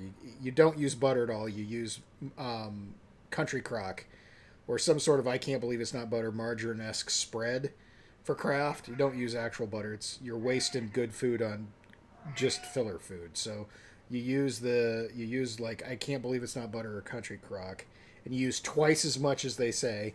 You don't use any milk, and you put the powder in the pot as soon as you dump the macaroni to drain, and you throw the fake butter on top of it, and you put it right back on the burner and let the fake butter melt into it and stir it up there, and then put the macaroni in on top of it, and then mix it all together. It'll not have powder chunks.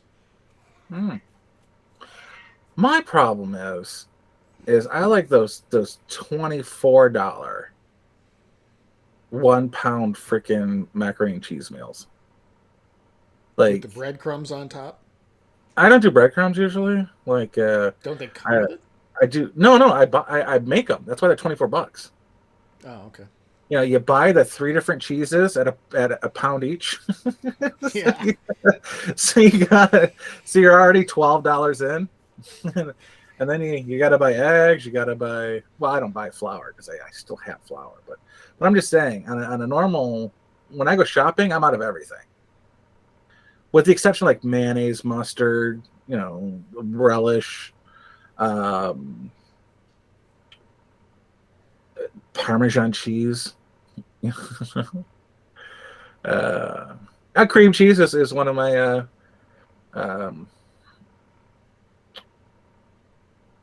one of the cheeses. No, I agree with Maynard here. Cream cheese is better than sour cream, especially on enchiladas. Oh yeah. And enchiladas, not on enchiladas.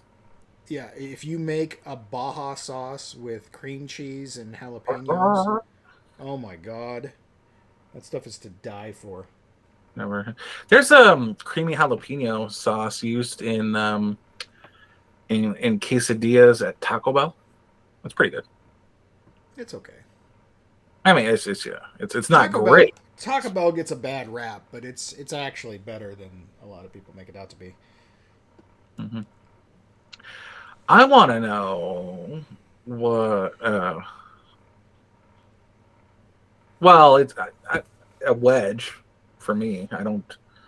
How much is a block of well, considering the wedge is ridiculously like $12 to $14. Yeah. Can you imagine what a full wheel of Parmesan would cost? Well, Steve, are you talking about a wedge, or are you saying like something bigger than a wedge of? Because I have usually I'm hurting. I literally in my fridge is a wedge, $16.99, Romano cheese. That expired like 9 months ago. And I can't throw it away because it was nearly $20, and it's going to take up that space until something funky happens. Why don't you make it into something?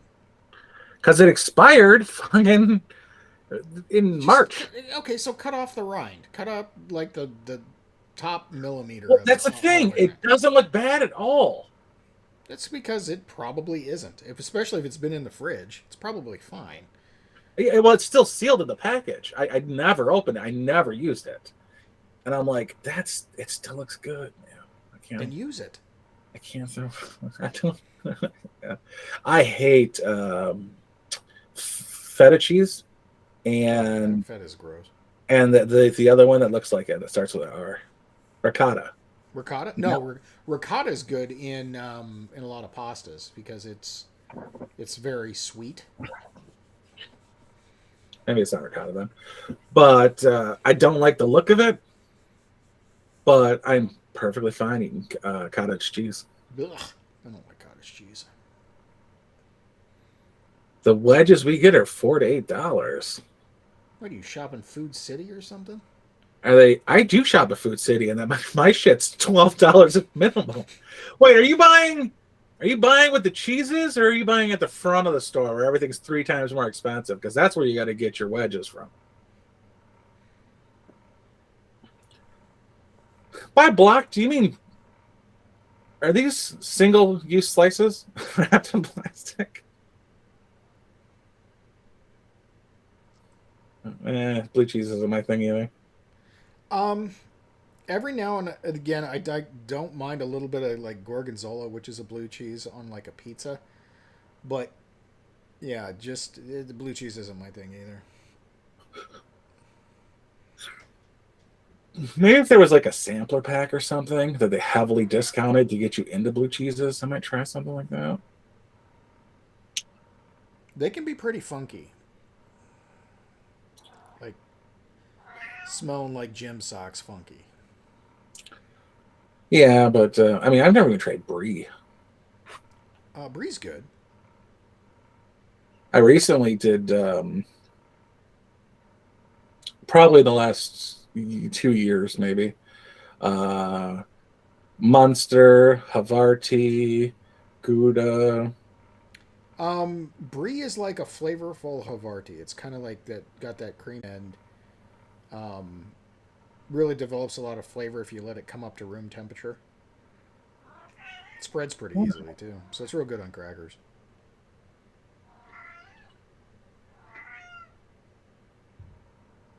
Braunschweiger as a lunch meat, you gotta use a stinky cheese, spicy brown mustard, onions, and a yeast bread. Huh. No, that's disgusting. I mean, I do Braunschweiger.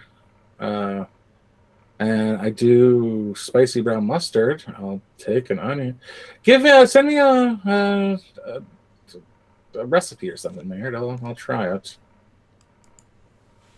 I try to expand as much as possible because we were very poor growing up, and my favorite thing to eat was government eggs.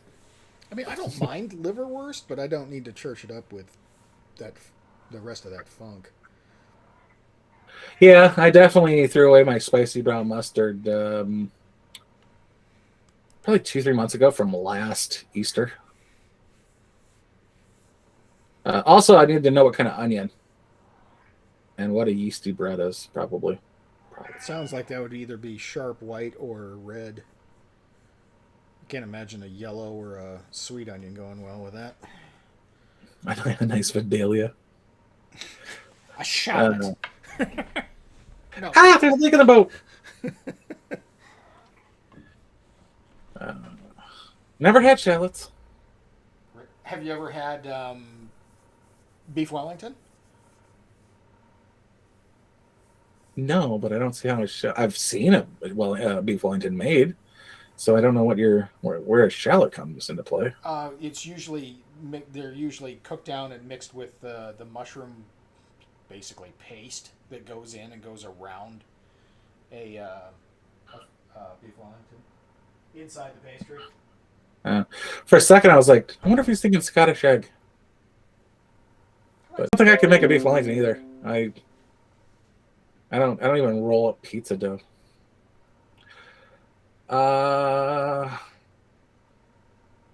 Yeah. So with the exception of flour and like spices, which I usually have on hand.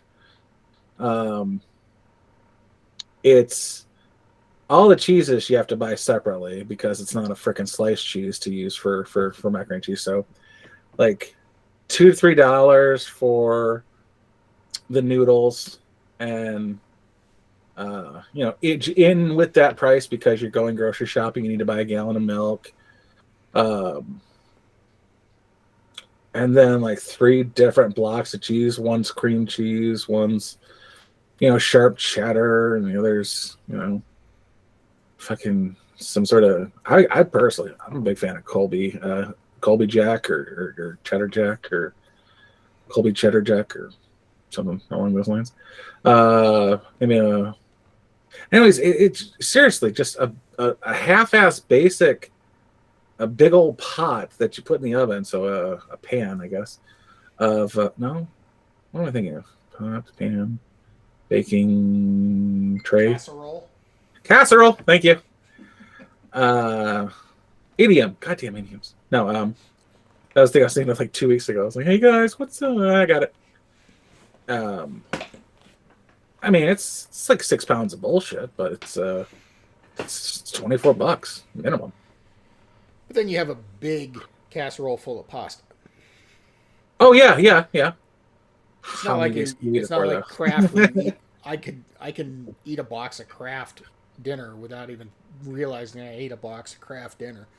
Yeah, but you could have 7 days of Kraft dinner for twice a gallon of milk, and it doesn't even need to be a gallon. It could be a half gallon of milk. It's like what, 69 cents for oh god, how much is macaroni and cheese now? Kraft is about $1 a box nowadays. I saw Banquet chicken pot pies 4 for $5 now. And I was like, ow. those bags of chips we used to get 4 for $1. Yeah. Are now $2.29 a piece, but they're twice the size. So it should have been 2 for $2. Fuck, I think Jay is my food preference twin. Besides not liking the same hot sauce, my taste buds. You were already leaving. I kicked you out, actually. Skunky cheese? He's not a skunky cheese guy. Probably. Also not a sourdough guy. I do not like rye. Do you like pumpernickel? No, but I've only smelled it. It's like it's a dense bread, but it does make for a good sandwich, especially like with the roast beef for some reason. It's good. I mean, if I'm looking at it, I don't even want to try it. I'm not gonna try it because she's a fitness model. She was saying, like we first eat with our eyes, and she's like, no, you don't understand. Like before you smell it or anything, you see it, and that's what gets the stomach going. And you smell it, and the juices start flowing. I'm like, I once got heartburn from seeing a guy in a Coney dog suit. So yeah, completely agree with you. Now, matzah's Jewish, not rye. Is rye Jewish? They eat a lot of rye bread. I thought it was non-leavened. Well, it's not necessarily a Jewish thing. It's an Eastern European thing. Like Germany before World War I, and I think even before World War II, they would grow a wheat crop, but they would export all the wheat and keep the rye and make all their bread out of the rye. So it's just like a German, Polish, that corridor in Europe sort of thing, all the way down to Ukraine, I think. They preferred rye. I like Braunschweiger. I don't think it's off-putting, personally. And Jews go for the non-levied bread. So flatbreads, like or, or they go for sprouted breads. What about a marble rye? I don't. If it's white bread, it's all I eat. And like regular white bread, not the weird shit that they have in England, and not the weirder shit they have in Japan. Oh, the soda bread. I watched some. The Japanese and their stupid fluffy breads. Yeah, well, the English too, and it's bigger. Their toast with the white bread is gigantic compared to our slices. And they want to talk about American portions. This guy, his name's Josh something. He's English. He's on TikTok, and Americans try to convince him to do different things, and he does them, but he does them Englishly. So it's like, no, Wonder bread, Wonder white bread, toast, or American fucking Jiffy peanut butter, and some Welch's grape jelly. Not your marmalade, not your peanut powder, whatever your bullshit is. Stay away from your freaking what's that shit? Vegemite. Like, well, that's an Australian thing. Well, I'm just saying, you're gonna be in for a hurt. Oh, I don't think Dangerous Spaces is still around. I gotta get his take on Vegemite. I heard when you make a smoothie, or when you juice a bunch of fruits and vegetables, that the Vegemite's what's left over. I've had it, and it's not. I can see where it's an acquired taste, but it's not terrible. And if you use it sparingly on some savory stuff, I could see where it would add to it and not be off-putting. But like, I can't imagine you use it like marmalade or even peanut butter or anything for that matter. I think it's just a little bit because it's super salty. Oh yeah, I had a savory Chex Mix the other day. I don't particularly care for rye chips. Isn't that what Melba toast is? Huh? Isn't that what Melba toast is? Well, no, it was like savory. So it instead of pretzels, it had rye chips, and they were just like brown, like croutons. No, they were flat like Pringles, maybe little smaller, little denser, a lot denser actually. But they were called rye chips. Didn't care for them.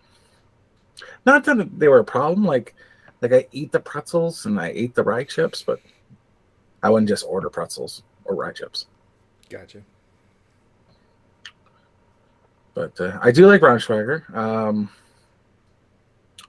Also, if I'm just doing like a little appetizer or some nonsense, I enjoy a slice of ham, like a deli slice of ham, not deli, but like a luncheon meat slice of ham, preferably one of those square ones, and a little bit of cream cheese that goes down the length of it, enough to hold down a piece of green onion.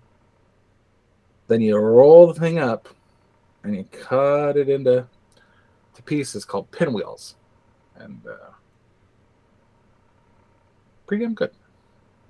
Simple.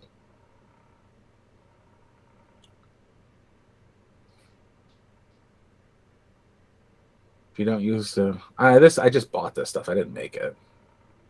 If I did make it, it'd just be Chex Mix, raisins, and freaking M&Ms. You guys got Red Robin out there, right? Yeah, I don't go there, but yeah. No, but okay. So you know the Red Robin seasoning that you can buy. Yeah. Yeah.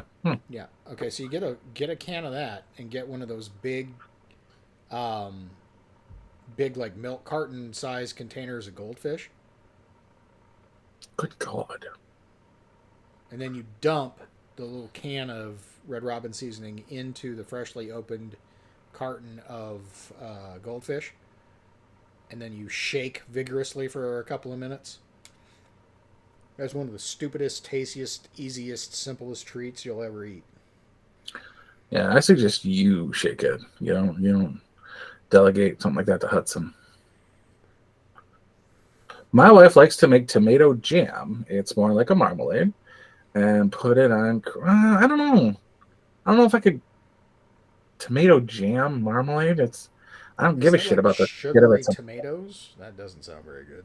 Yeah, I don't give a shit about the skin of a tomato. It's an orange I have a problem with. It's a fucking banana I have a problem with the skin of. I don't have a problem with the skin of a strawberry. Crackers and cream cheese is pretty much anything. There's in my high school, what we used to do is we would get a bagel, cream cheese, and a bag of Dorito chips. And you crush up the tiny little bag of Doritos into a fine powder, or not so powdery, but chunky chips. And then you open the entire bag, lay it flat like it's a plate, and you cream cheese the bagel, and then you moosh it back together so it gets all over both sides of the bagel, and you drop the bagel into the usually I like Cool Ranch Doritos personally. Salsa verde or nothing. Hmm. That's not true. I love Cool Ranch Doritos too. Salsa verde is an underappreciated Dorito flavor. Never had it. I don't do them anymore. I have a cut of my gums that I keep making worse. So I've been slowly getting it. Like tomorrow, I'm pretty much only going to eat cream cheese or cottage cheese, just because I want this freaking thing to heal. But it's right next to the tooth, and I guarantee any chip I eat would jam right the fuck in there. Yeah. So I'm staying clear of anything like hash browns are even on the list because of the they're pretty crispy. Any sort of chips, freaking hard shell tacos. So honeycomb and Captain Crunch are No cereal. I actually was funny enough.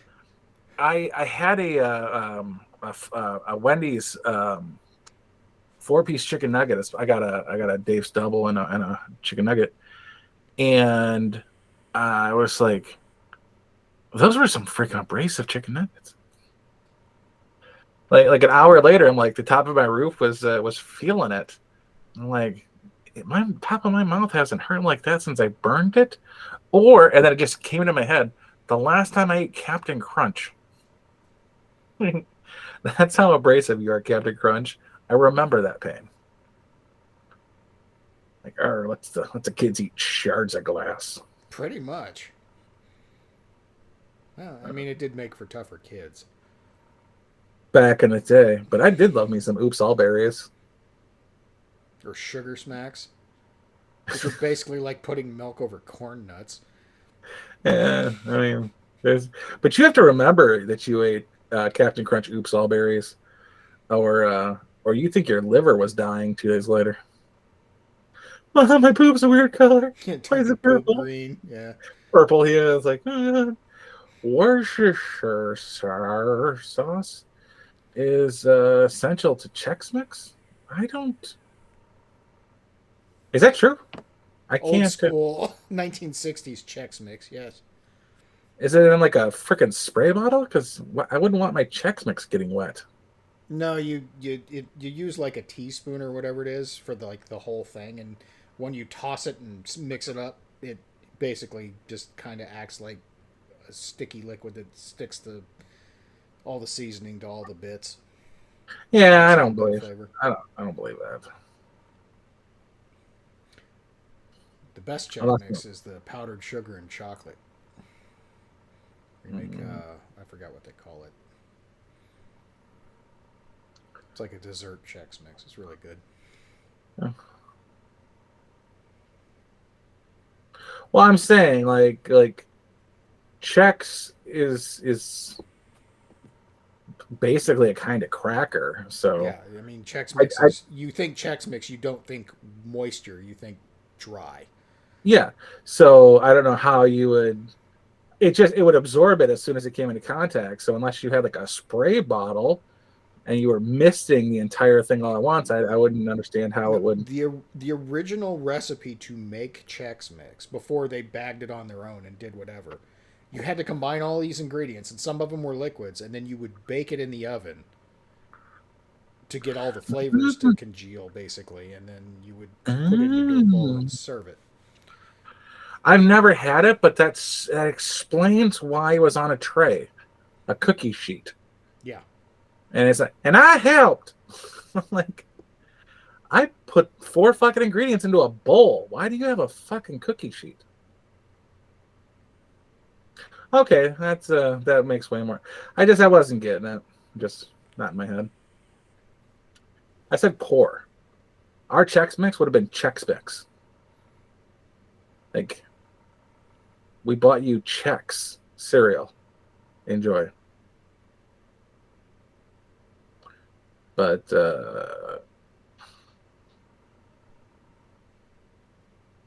it's right. It's Chex Mix, and I help. No, that's Shake and Bake. That's shake and bake, yeah. Shake and Bake. Well, technically, Chex Mix is kind of a shake and bake. You put all the Or is it ingredients Hamburger together, Helper? shake it together, and you lay it out on a sheet and you cook it. It was Hamburger Helper. Well, whatever it was. Shake and Bake. Yeah. I just whatever it is. Point was, you don't need Shake and Bake when just a little bit of bacon grease and a couple of your favorite seasonings.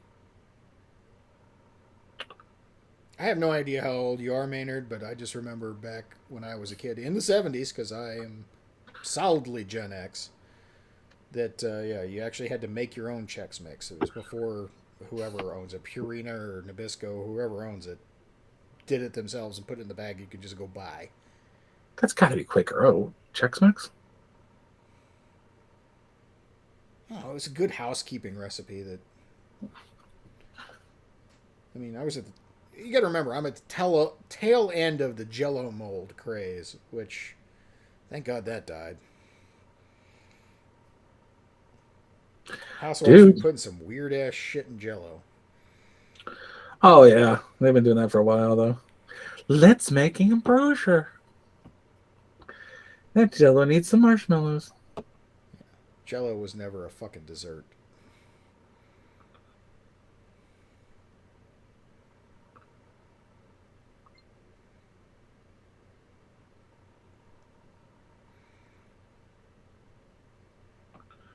General Mills. God damn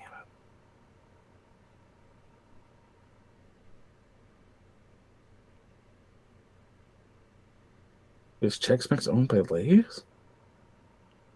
Oh, me damn. Is it? Yeah. So who owns... I bet you there's a parent company that owns both of them. General Mills. General Mills is the parent company? Mm-hmm. Well, it makes sense. They originally packaged air into shit, and then Lay's just took it one step further. Yeah, my mom used to put bananas and strawberries into Jell-O. And of all the things to put into Jell-O, that's the least weird. I mean, it at least made sense. You put a lime Jell-O in a mold, and you throw in bananas and strawberries. It was sweet and fruity and whatever. It was okay. But yeah, the shrimp and olives, yeah, I've seen that shit too. Like, weird shit. Like salmon and cream cheese and Jell-O. It's just fucking bizarre. What's it? Jell-O and lox? What the shit? Yeah, basically. Dude, the late 50s and 60s were... housewives were drunk all the time, so they mixed up weird shit and thought it was good.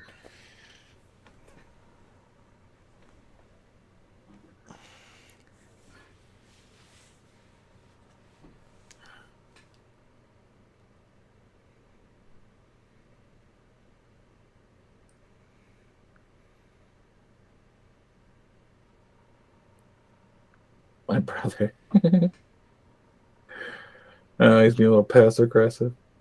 He says, your brother is alive. I said, good for you. Just wanted to let you know. I said, I figured you realized I was dead when you couldn't log onto Netflix.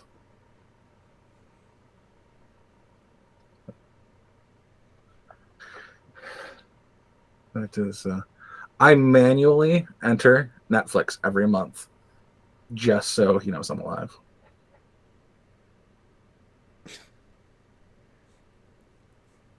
Palmetto olives and tiny shrimp making awesome. Ooh. There's I made this once, and it was, damn if I can remember the ingredients, but it was Jello. It was like orange Jello with mandarin slices and a cream cheesy Cool Whippy concoction with pretzels, and it was made like a upside down cake in a mold, and then you take the top off and you flip everything over. And my cousin made it one year, and I was like, I need the ingredients, and it's so and he faxed them to me. That is how long ago this was. Because we're hip with the times. And I acknowledged it by sending him a code on his beeper. No, I didn't.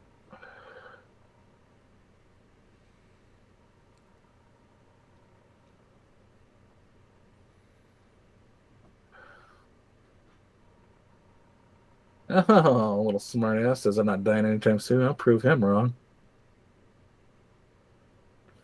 Oh, I love that something like 87,000 Americans have laughed stubbornness this year. And then Graffiti says, no, we won't.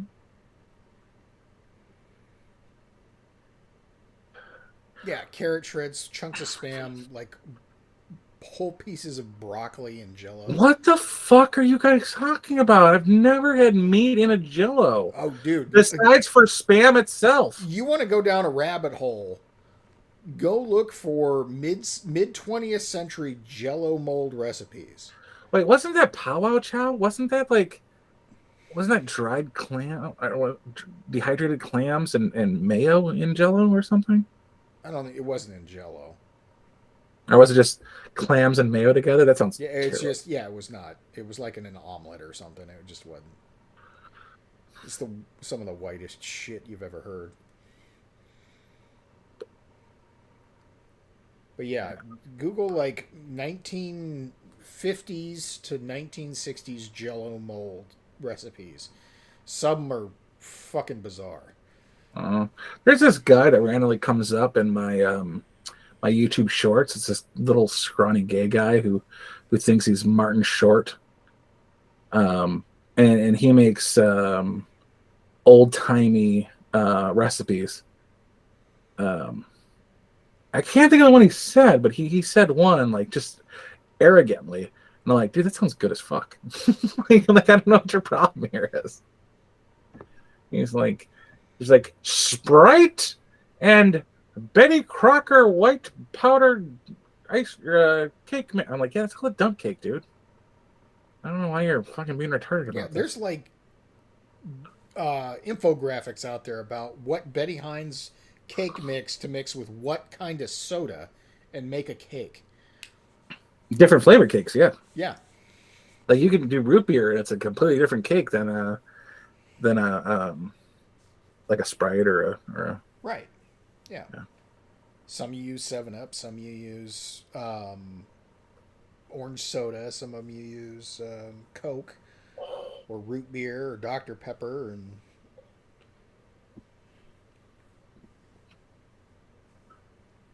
Coke cake is best cake. Okay.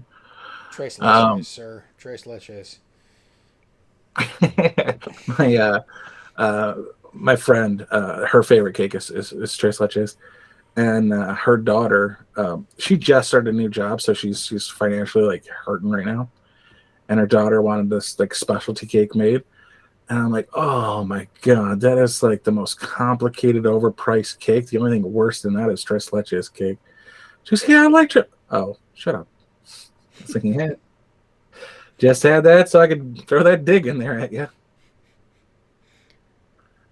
I've never had tres leches. Tres leches is a poke cake. I don't even know what the third milk is. Condensed, evaporated, and normal. Oh, I didn't know it was condensed and evaporated. And oddly, condensed is different than evaporated. Yeah, I bet it's moist. Sounds like it fucking be moist. I don't do. I do instant. I don't. It's probably less tasty than the stuff you boil, but I don't even like me that much. Also powdered milk. I've never had it really. I don't even know where I'd get it on this mountaintop.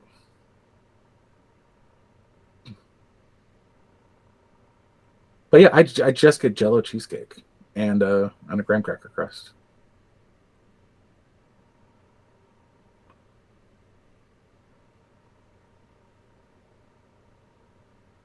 Yeah. Oh, yeah. I would never have guessed Tres Leches cake was common and inexpensive on the southern border. Yeah. Yeah. No, I've seen. It's. Yeah, people out here don't even think it's that complicated. They just whip it together real fast and just do it. Yeah, my secret ingredient in macaroni and cheese is canned milk, but it's evaporated. Cayenne pepper is also good in mac and cheese. Wake it up a little bit. My mom grew up in Alaska, so they have weird things. Yeah, don't forget to take your elk leg for lunch. Walking to school like a freaking Bam Bam. Look, grizzly is a delicacy, okay, sir? Oh, I know. There's a place called Bucks that had exotic game nights. I've had some of the weirder meats, and I don't care for any predator. No predator is as good as a prey animal. That's my opinion.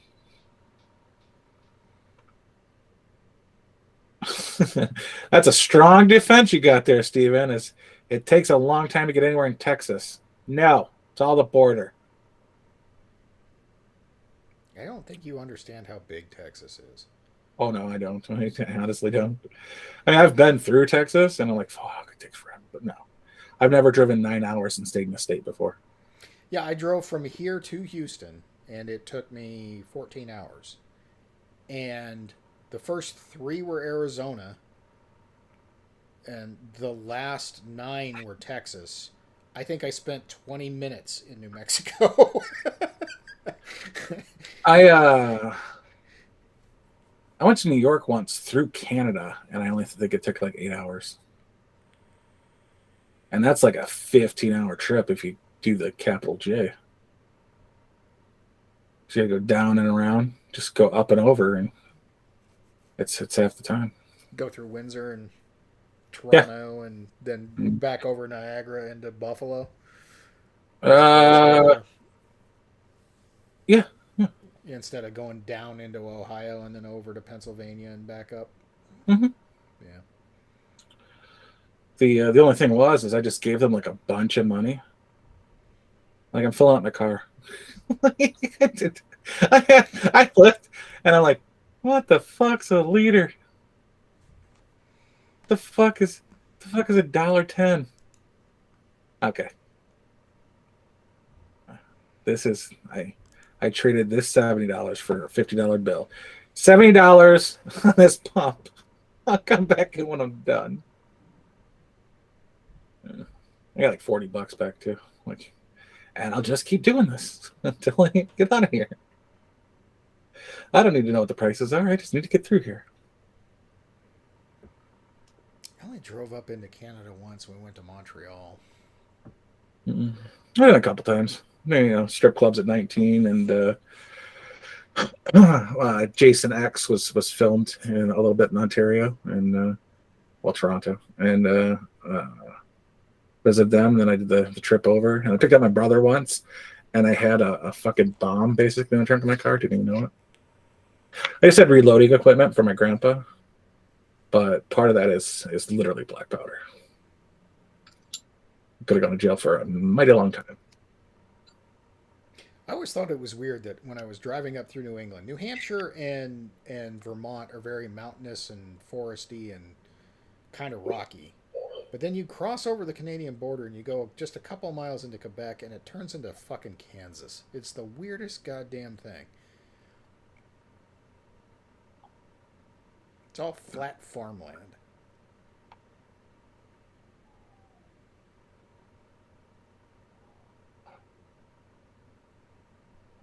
Yeah, I had a dream once that I was an island jumper on a little frickin' like a Cessna or like a Skywing, one of those little dinky ass planes with the big tires. And except it was in Hawaii, it wasn't in Alaska, because I was influenced by Andy Sedaris films at a young age, and they all take place in Hawaii and have puddle jumpers.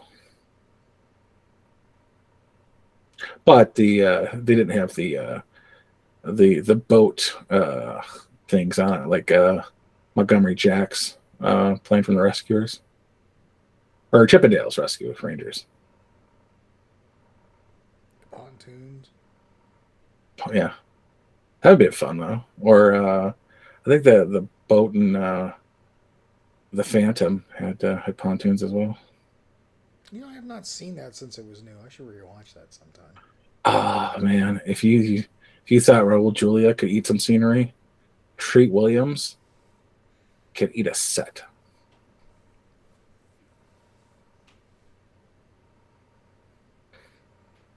But just in the most enjoyably campy way ever. You should watch The Phantom, and then Street Fighter. no, that's thinking Raul Julia back to back. Or it wasn't Raul Julia, Treat Williams. Deep Rising. Because they're both campy, but he chews the absolute scenery in the Phantom, but he's much more lovable in Deep Rising.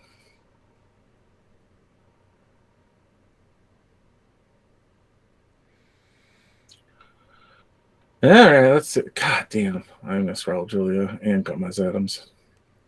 Yeah, the good Gomez, yes. I mean, it's John Aston's. Those were some shoes to fill, and he did a different yet equally good job. I agree. But Luis Guzman, no.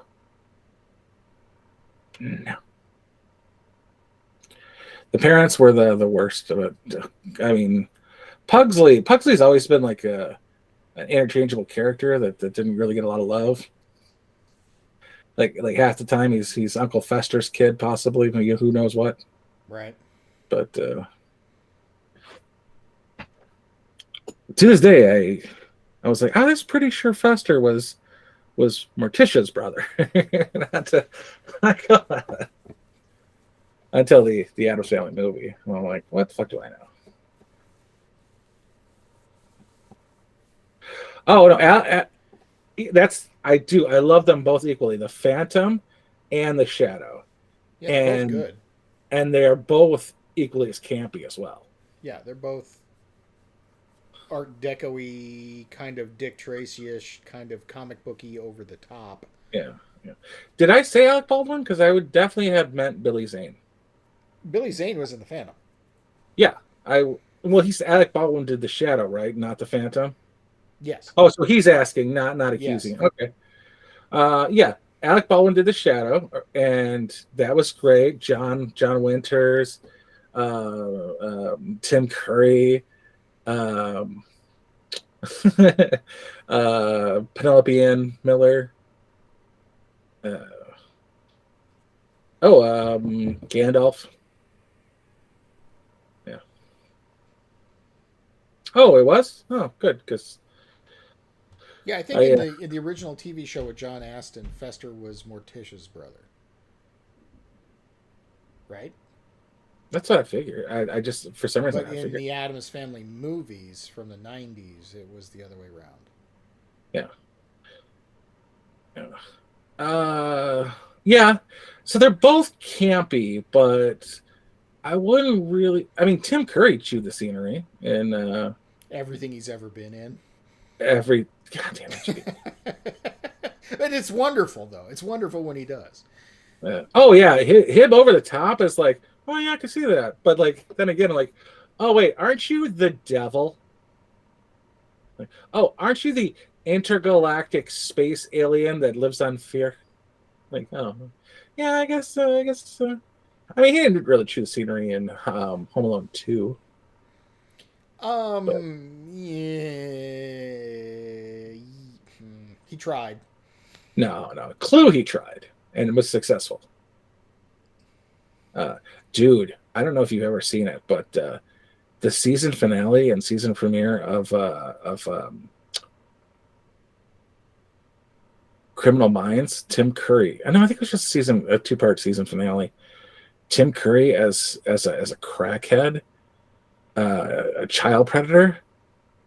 I would have preferred him chewing on the scenery instead of the children. No. Just wholly too effective. Like that might have been an episode of Criminal Minds that like hit too close to home, and I've never been abducted as a child. He went bald. Honestly, that's what happened. Yeah, not in a good Ben Kingsley way either. Or No, I would go not Ben Kingsley. Ben Kingsley has hair. Who am I Bruce thinking? Willis. No, Ben Kingsley went bald for Gandhi, and he looked great. Just like Billy Zane looks great bald. You know. Just not. That kind of removes you from leading man roles. Yeah, his hair just does not look right. But you know, he did great in Demon Knight. Love that movie. And he chewed the shit out of that scenery. Almost like I don't like acting. I like scene chewing. But you go down here, motherfucker. Well, that kind of makes you wonder: did Michael Gross chew the scenery in all the Tremors? You watch your damn mouth, sir. He was high energy. He was not a scenery chewer.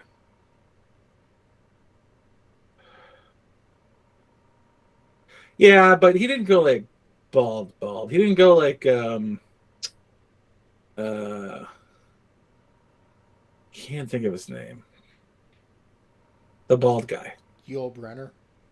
Yul Brenner. No, he's still good. No, Jeffrey Tambor. That's what I was trying to think of. Oh, the blue guy from Arrested Development. Yeah. Yeah. Or Chris.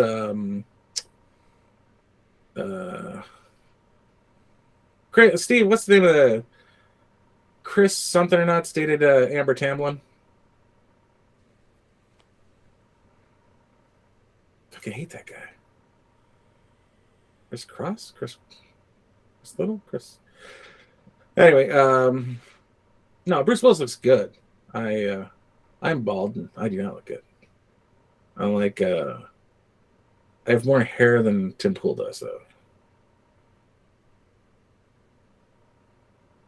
Well, it's one of those things. Once you get past a certain point, you got to basically shave your shit and then bick it and be bald. Like, just be bald. Don't try to don't go like Ron Howard and try to have hair. The bad guy in the Ant-Man movie, he's balding, but he looks all right with just that little bit of stubble. Chris Klein, are you retarded? Amber Tamblyn. He's got glasses. Am I thinking of the right If person? you think about it, Jason Statham has been bald his entire career. And he does look good with that little stubble too. Amber Tam. Tamlin, and David Cross. Sorry. I said Chris Cross. I was wrong. It wasn't the Chris. It was the Cross. Christopher Cross.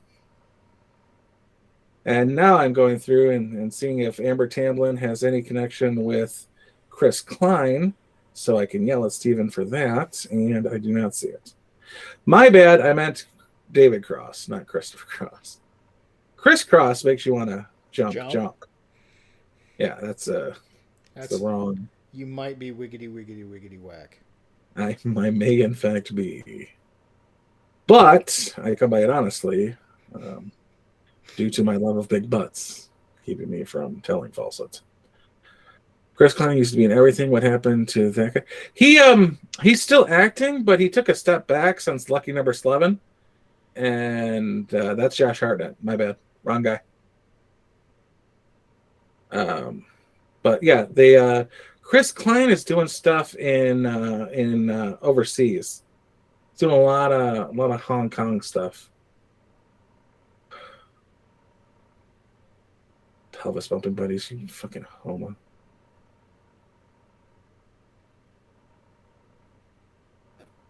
All right, I gotta go put some kids to bed. So let's get out of here.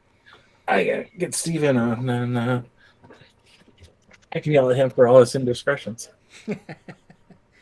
All right, that's enough for us tonight. You got 2.5 hours. I didn't think we were gonna go 44 minutes, but all right. Yeah, no kidding. Well, we got talking about food, which is weird for us, but okay.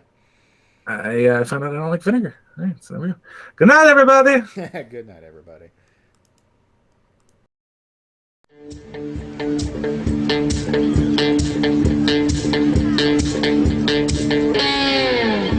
Well, I believe in good vibrations is what creates a beautiful nation. All you need is the will.